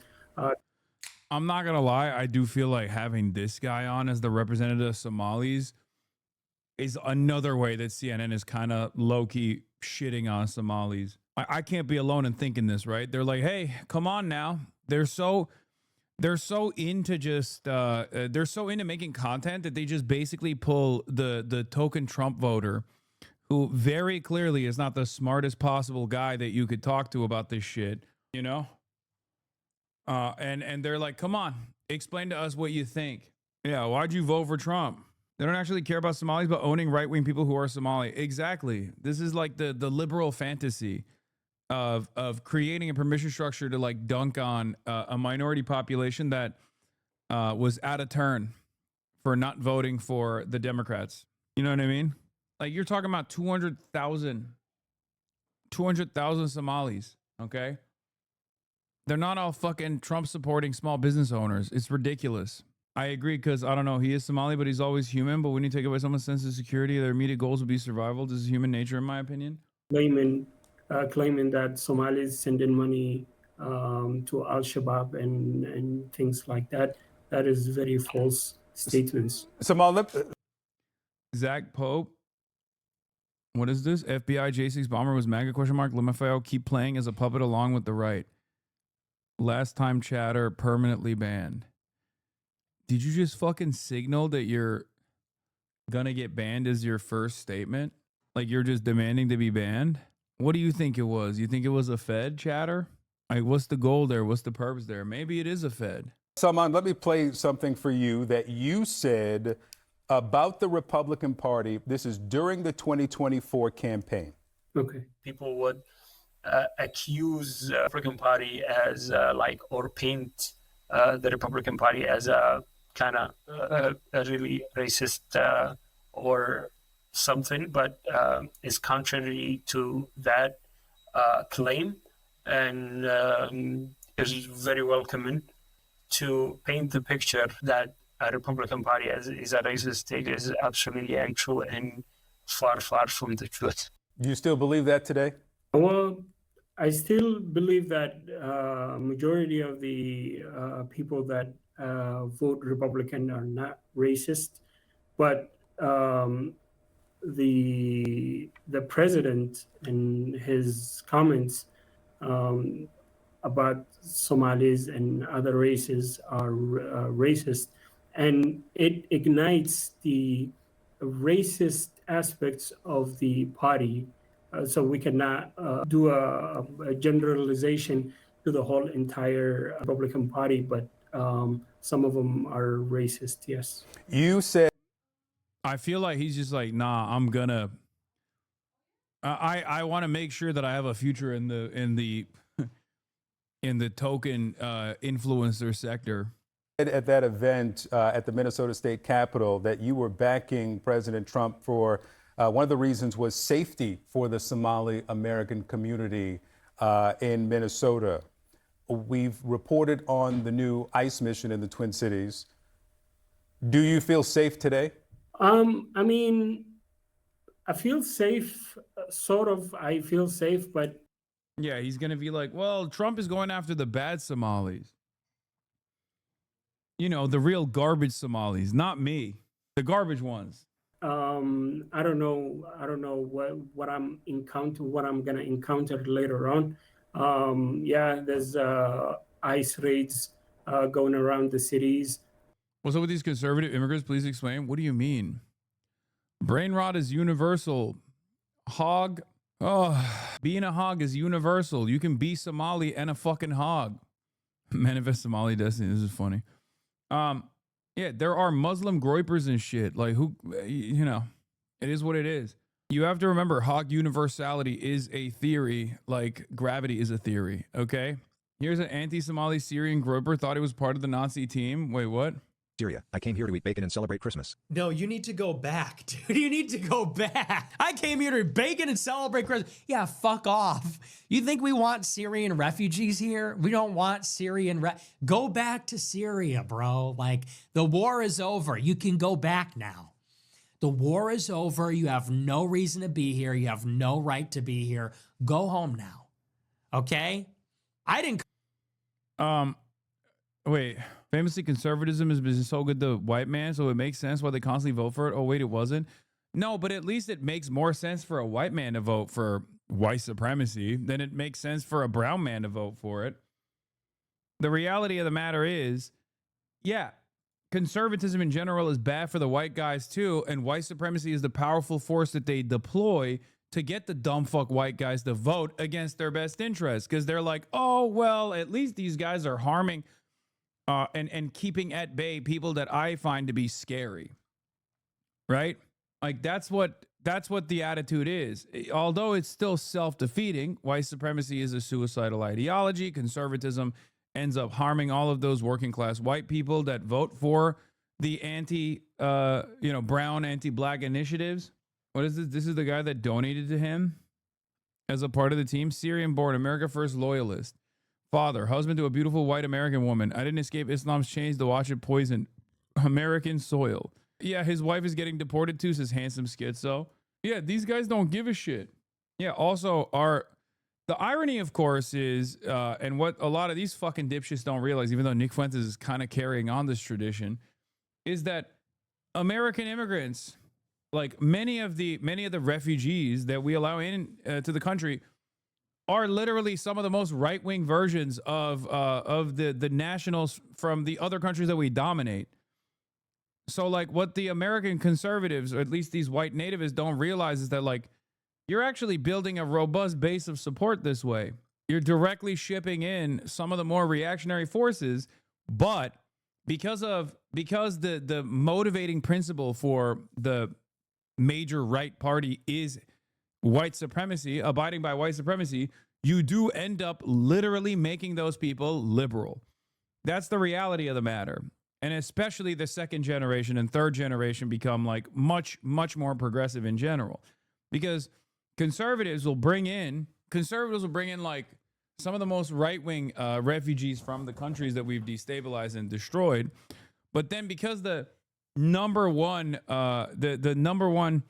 timeless motivation for organizing on the conservative side is creating this like white supremacist dystopia, that they end up becoming really off-putting.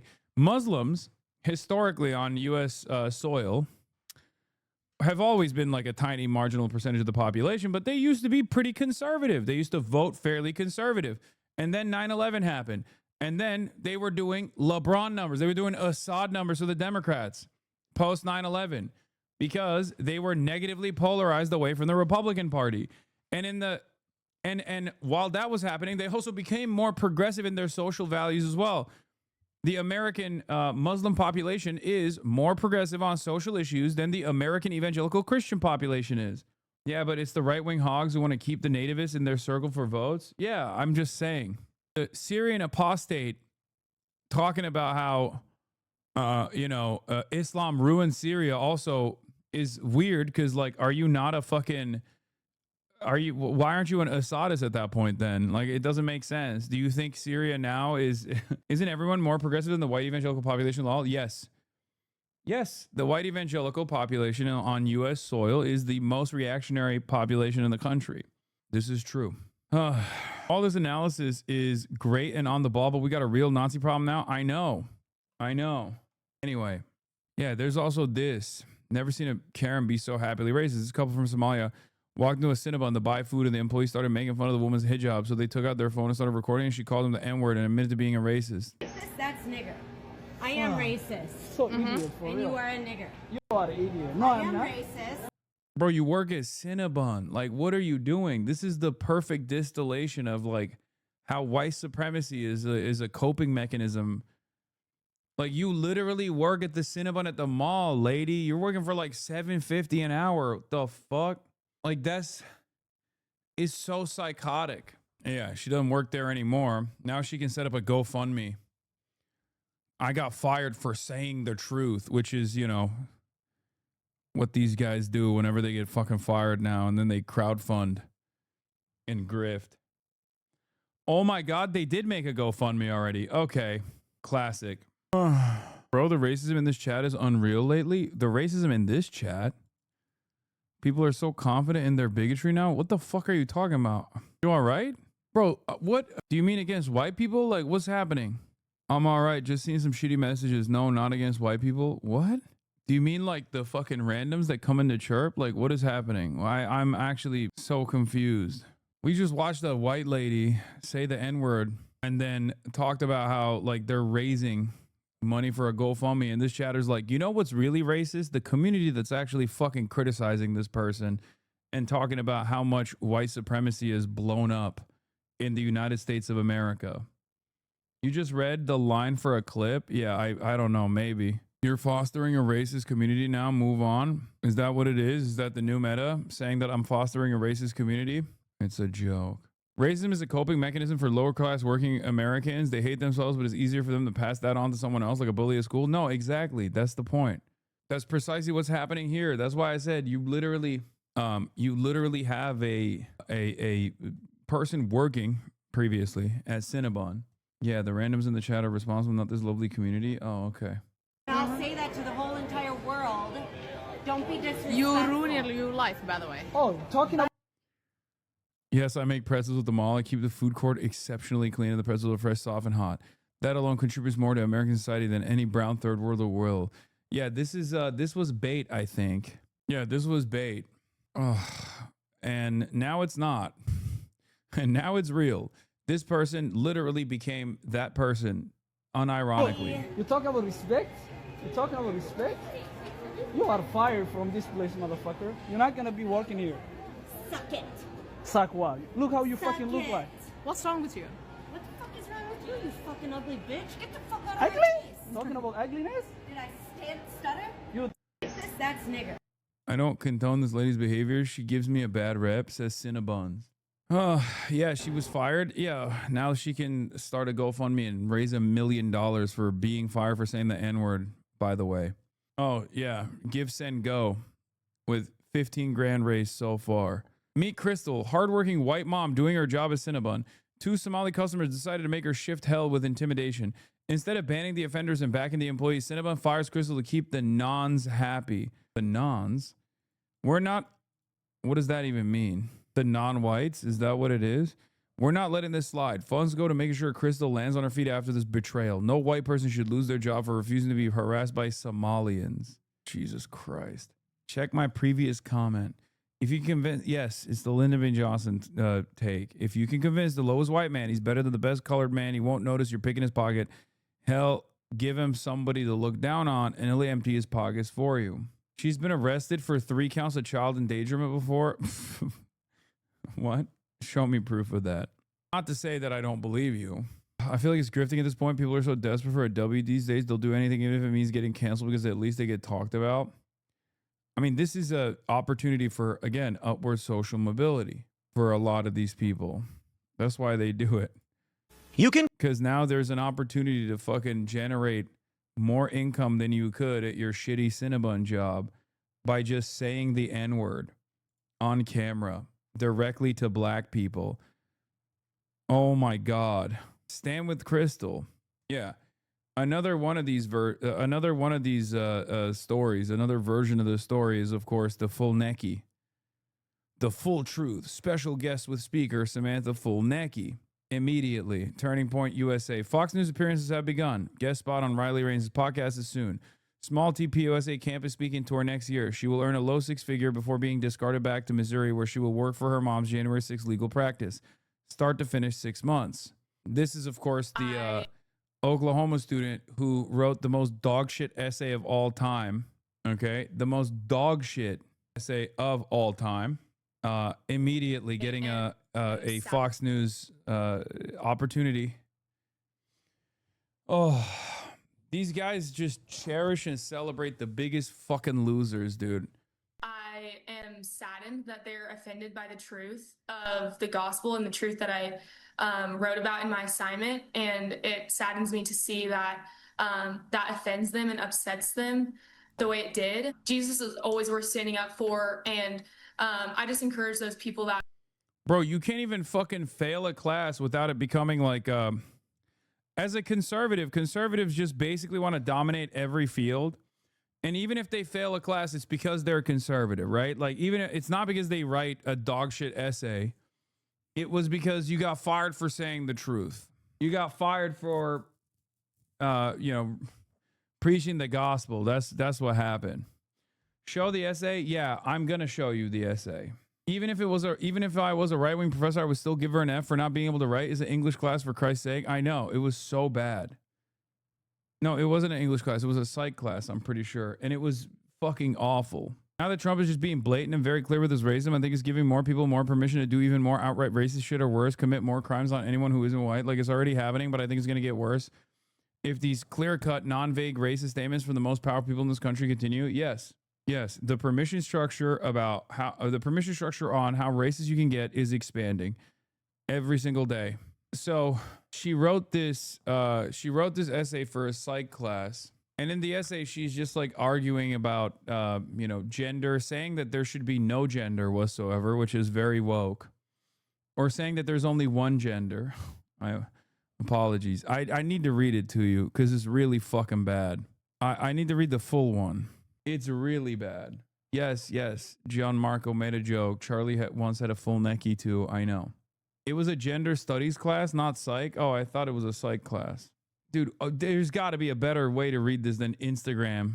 Please. Chavo covered the essay? Yeah, but I'm not going to like go through them covering the essay.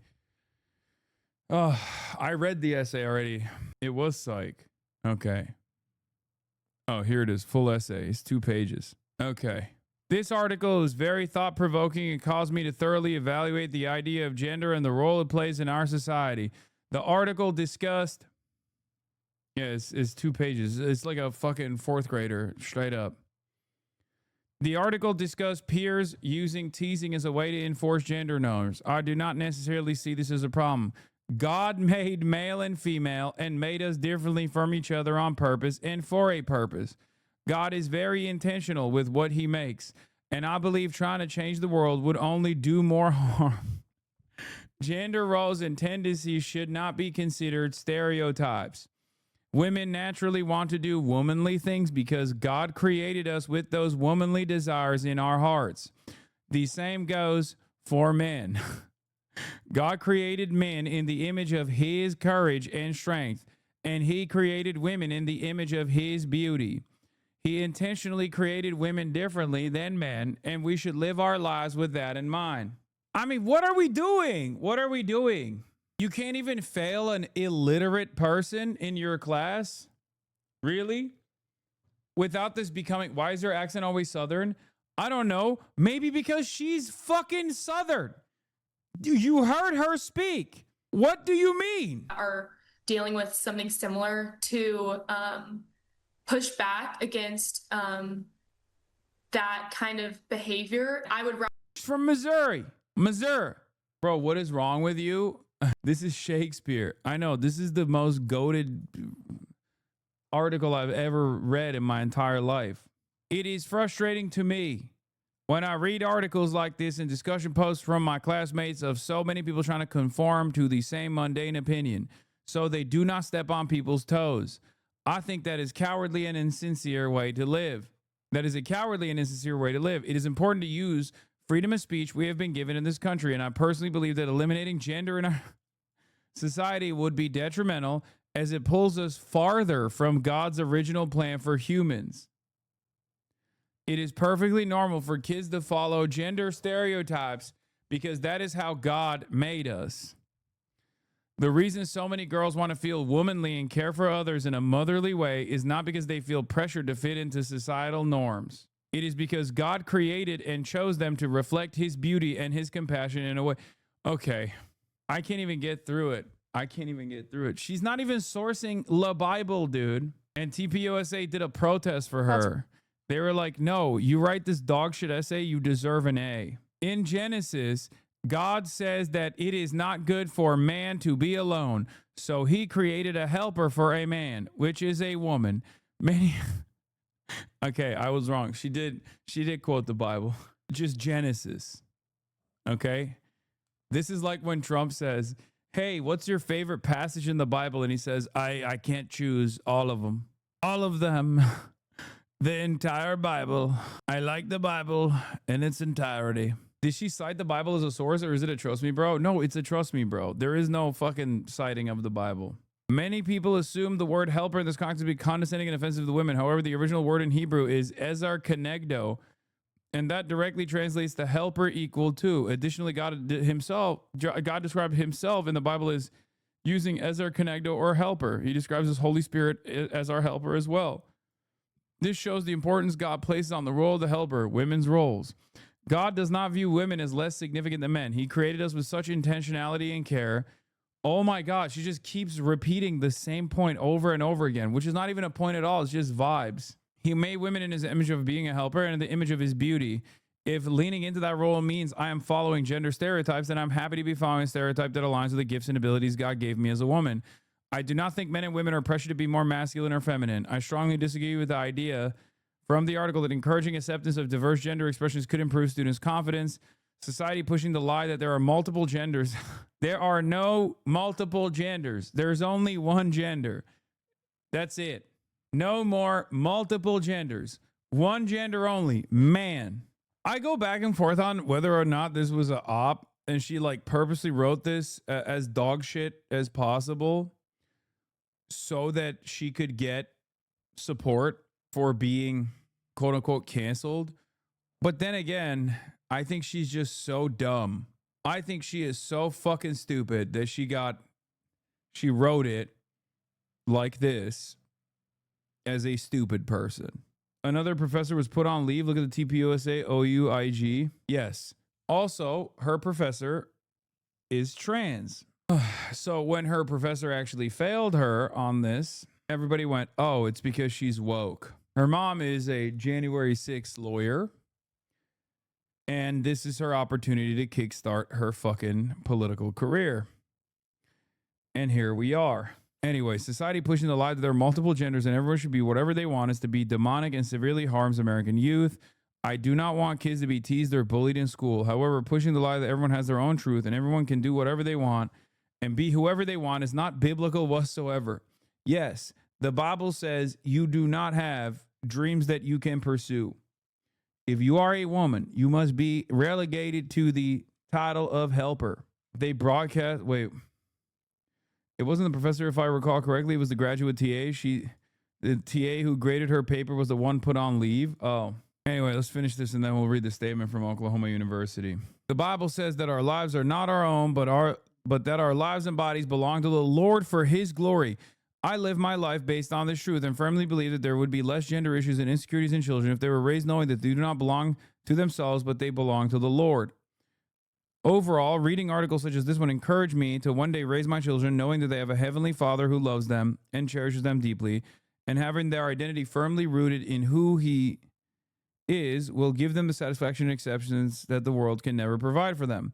My prayer for the world, and specifically for American society and youth, is that they would not believe the lies being spread from Satan and make them believe they're better off as another gender than what God made them. I pray that they feel God's love and acceptance as who he originally created them to be. Now, there's a second professor who was put on leave for giving excused absences for protests, but not to a student who wanted to counter protest, which was apparently the Oklahoma University TPUSA president.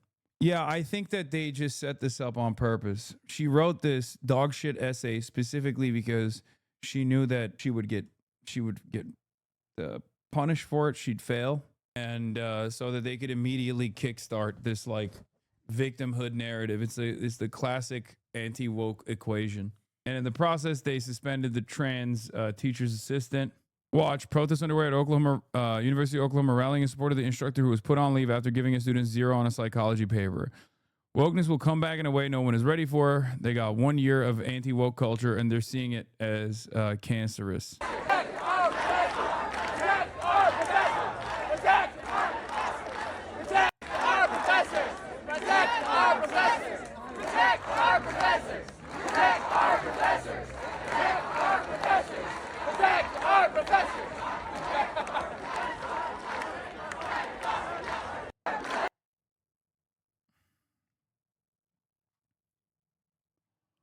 Two pages felt like Moby Dick. Anyway, here's a statement from the University of Oklahoma. On Wednesday, a lecturer allegedly demonstrated viewpoint discrimination by excusing students who intended to miss class to attend a protest on campus, but not extending the same benefit to students who intended to miss class to express a counter viewpoint. Immediately upon learning of the situation, director of first-year composition told students in class today and by email that the lecturer's actions were inappropriate and wrong, and that the university classroom exists to teach students how to think, not what to think. The director further stated that any student, regardless of viewpoint, would be excused if absent from class today to attend the protest without penalty, and that the lecturer had been replaced effective immediately for the remainder of the semester. The University of Oklahoma unequivocally supports the decision and swift action taken by the director of first-year composition regarding this matter. Her actions are fully consistent with university policy governing prohibited classroom conduct, and the lecturer has been placed on administrative leave pending an investigation. Classroom instructors have a special obligation to ensure that the classroom is never used to grant preferential treatment based on personal political beliefs, nor to pressure students to adopt a particular political or ideological view. It's unfair to say it deserves a 0. It deserves at least 17 to 23%. Look at how much it legit sparked debate. What? I mean, you're memeing. I get it. But that's perfectly valid. There were clear criteria for grading 0. It was appropriate. You must write 6. This assignment. Okay, let's look at what the confines of the assignment were, okay? This assignment was locked November 9th at 11. You must write 650 words, double space, reaction paper demonstrating that you read the assigned article and include a thoughtful reaction to material presented in the article.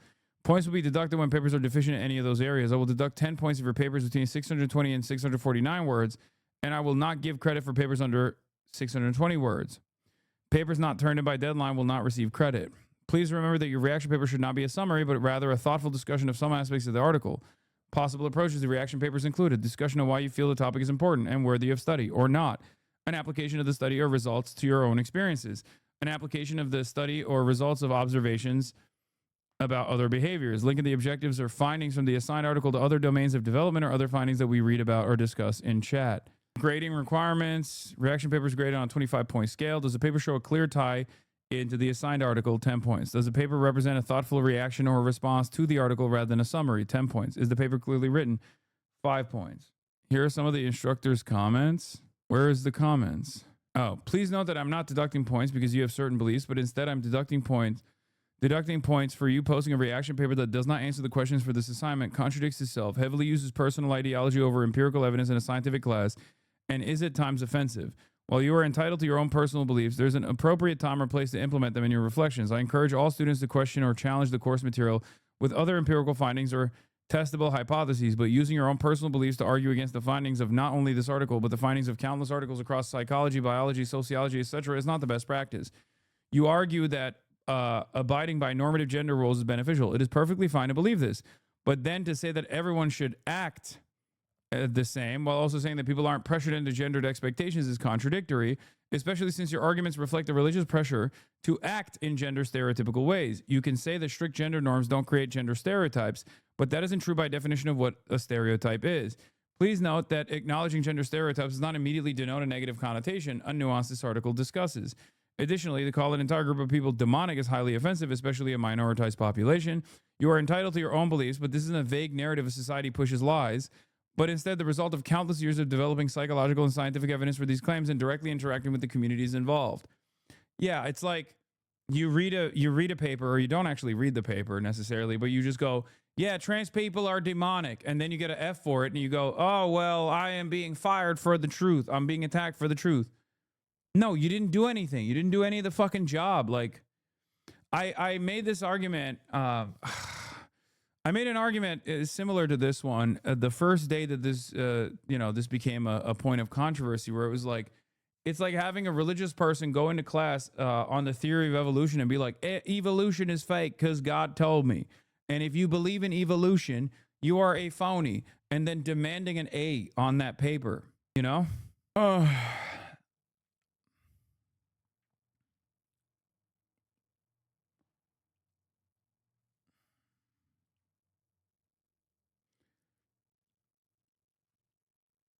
Yeah, I was a psych TA that had to grade papers like this.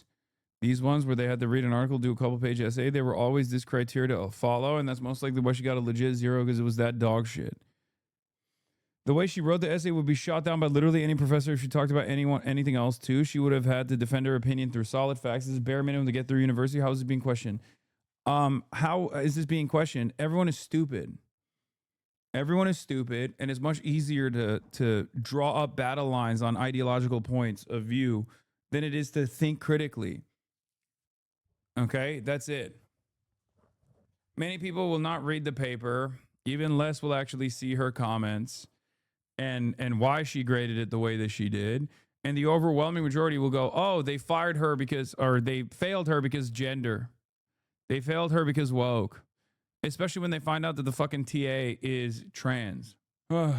Yeah, someone is saying that at least it wasn't ChatGPT. True. And we know it wasn't ChatGPT because even ChatGPT wouldn't write an essay so stupid. I don't think.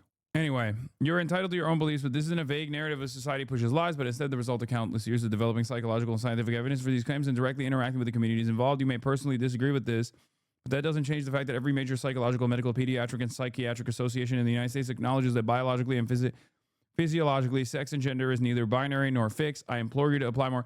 Yeah, that's the other side of the story. It's like, if you're taking a course, you can't get away with saying like, no, gender is a rigid binary. You just can't do that because you're in college. Okay. I'm sorry. I know that television doesn't tell you that that is appropriate, or television tells you that your feelings are valid, but that shit's not valid in a fucking actual course. You can't do that. You're not a child. You're in college. You have to literally learn the source material. The irony is she didn't even say it was a fucking binary. She said that it was singular. Gender is singular. She said there's no such thing as multiple genders. She said there's only one gender, which is even dumber. Somehow she's dumber than the only two genders libtard take because she said only one gender. Anyway, college isn't also about learning. College is more about learning critical thinking than it is about learning things in general, okay? Like a big chunk of college is about learning how to read and how to cite sources and think critically. Okay, that's the most significant training that you get when you go to college. Go get dressed. I'll dress when you pull up here. It's going to take a second for me to get dressed. Conservatives think professors like Kevin Sorbo and God is not real. You know that one? I just hate that, like, I just hate how fucking stupid we are as a society. I'm going to be late. Wait, what? Why? Get your ass over here. I want to be the first to tell you that you're going to be late. Okay, well, Austin said it before you, so you failed on that front. I'm ready, just waiting for Christian to get dressed. Don't blame Christian for this. If you personally disagree with the findings, then by all means share your criticism, but make sure to do so in a way that is appropriate and using the methodology of empirical psychology as aligned with the learning goals in this class. If you have any additional questions or concerns about this, or would like some additional educational resources, I'd be happy to discuss this further and provide you with them. Samantha, I am the other instructor for this course, and I've taken the time to read your paper. I concur with Mel on the grade you received. This paper should not be considered as a completion of the assignment. Everyone has different ways in which she got double fucked by both of the instructors. She got double tapped. They went in on her. This paper should not be considered a completion of the assignment. Everyone has different ways in which they see the world, but in an academic course such as this one, you're being asked to support your ideas with empirical evidence and higher level reasoning. I find it concerning that you state at the beginning of your paper that you do not think bullying, teasing is a bad thing. In addition, your paper directly and harshly criticizes your peers and their opinions, which are just as valuable as yours. Yeah, she's like, bullying, I do not agree with bullying. Also, everyone who believes that there are multiple genders, as in even two, are demonic and spawns of Satan. Yeah, the university turned around and suspended the trans TA, by the way, which is crazy. No, Hassan, you can't be late to the awards. I have a huge play on Kalshi on you showing up on time. No. Well, L for you then. Will you stream at the Streamer Awards? No. Genuine question, does this have any juice regardless if we're getting on Fox News or not? Because it does feel weak and I feel like no one will care. This is an even shittier version of Riley Gaines. Wait, is there actually, I can't tell if there are actual bets on Kalshi or if you guys are fucking memeing or not. You're fucking up my Kalshi parlay. I'm too scared to find out. Yeah, I don't even want to look. Please employ more thoughtfulness in your future assignments. What are professors supposed to do? Get every faculty member to approve giving a 0 from now on? Yeah. If you want to give a 0 to your student, they can't be a right-wing reactionary. And also, you can't be trans while in the process of giving a 0 to your student. Those are the new rules now. Okay? Ugh. It's so fucking stupid, but of That's right. course. Organizers tell me they put this protest together to stand up for academic integrity, calling on the university to put the grad student back in the classroom. Meantime, Turning Point USA students here on campus continue to stand with that student, Samantha Fulnecki. Two sides of the University of Oklahoma's essay controversy, clashing on the flagship campus Friday. An essay on gender using the Bible as its base was graded with a 0 by a transgender graduate instructor. The author, junior Samantha Fulnecki, says she was targeted for her religious beliefs and filed a formal complaint. I do think that this is the most British an American woman has ever looked. And I think people will understand what I mean when I say this. It's very odd how she has the British beat, like the full beat that you only see from British women. Like, this is a very Essex style of, this is a very Essex look. And it's shocking that you can have American chavs now. I respect that. That's perhaps the coolest part of this, is that we now have American chavs. The instructor is now on leave for the investigation. The university says the 0 won't count toward her final grade. Supporters of the instructor say the grade was about guidelines, not religion. It's not discrimination, it really is accountability. You need to do the job, you need to do the work. We spoke with a classmate off camera who completed the same assignment. Citing the Bible and not using a source is inherently plagiarism, so They put the fucking they put the notes on why her essay was dog shit. That's awesome. it should be a report to academic affairs. A short walk to the South Oval put protesters face to face with Turning Point USA members, standing with Fulnecki. Yeah, we have to hold these teachers accountable. Their president calls this an attack on Christianity. She met the requirements. She did not deserve a 0. If she wanted to take points off because she didn't clearly state any empirical sources, then take some points off. But she did. She did do that. That's what happens. An entire to be a complete 0. The essay and the instructions are available on our website, koco.com, if you'd like to read them for yourself. The graduate student tell me they will not be commenting on this publicly. Meantime, the graduate student Senate actually passed a resolution last night calling on the university to apologize to that grad student and put in better safeguards for graduate students. I also reached out to the university and Fulnecki for comment. No word yet, but we'll be sure to pass along their response once we receive it. Reporting live in Norman, Olivia Hickey, KOCO 5 News. Amazing. I think that I should have gotten 100. I've gotten 100 on every single essay in this class, and I write them all the same, exactly the same. The TA has never had a problem with how I write my papers in that class. Okay, maybe it's appropriate to suspend that TA if she hadn't given you zeros for identical papers. If she's not lying, which I have no reason to believe that she's being sincere here. But if she wasn't lying, then it's appropriate to suspend the teacher, not for giving this one a 0, but for not giving all the previous essays a 0 if they were written in the exact same format. But of course, she's now on the Riley Gaines crash course. Conservative gets dunked on appropriately and then uses that failure to generate a career for themselves. It's ridiculous, but also, unfortunately, all too common. Rather have my integrity and give my true opinion and get a 0 on an assignment than have to lie about what I really believe. If she gets a 100 because she knows why she believes what she believes, I'd quiz that professor on whether or not he even believes there are 99 genders or whatever it is. Oh my God. Oh, everyone is so fucking stupid. I hate this stupidity. I hate how stupid everyone is. Austin, what's up? We had an outfit emergency. Christian put on his shoe and it completely separated. Uh-huh. And we're trying to find glue and it's a mess. But you got to get Yeah, we got to get you into your suit. You got to get ready. We're going to be late. Okay, I'll get ready. You got to right get now. ready. We must, and then I'll be there just very quickly. Okay, all right. Okay. Austin is freaking out. I don't know how Christian's shoe emergency becomes my issue for some reason, but in any case, here, let's look at the here. I'll put on the streamer awards for now, and you can watch it. Community and all my stream queen sisters, I love them all. Okay, while I go get ready. No matter what happens. Damn, this guy's good.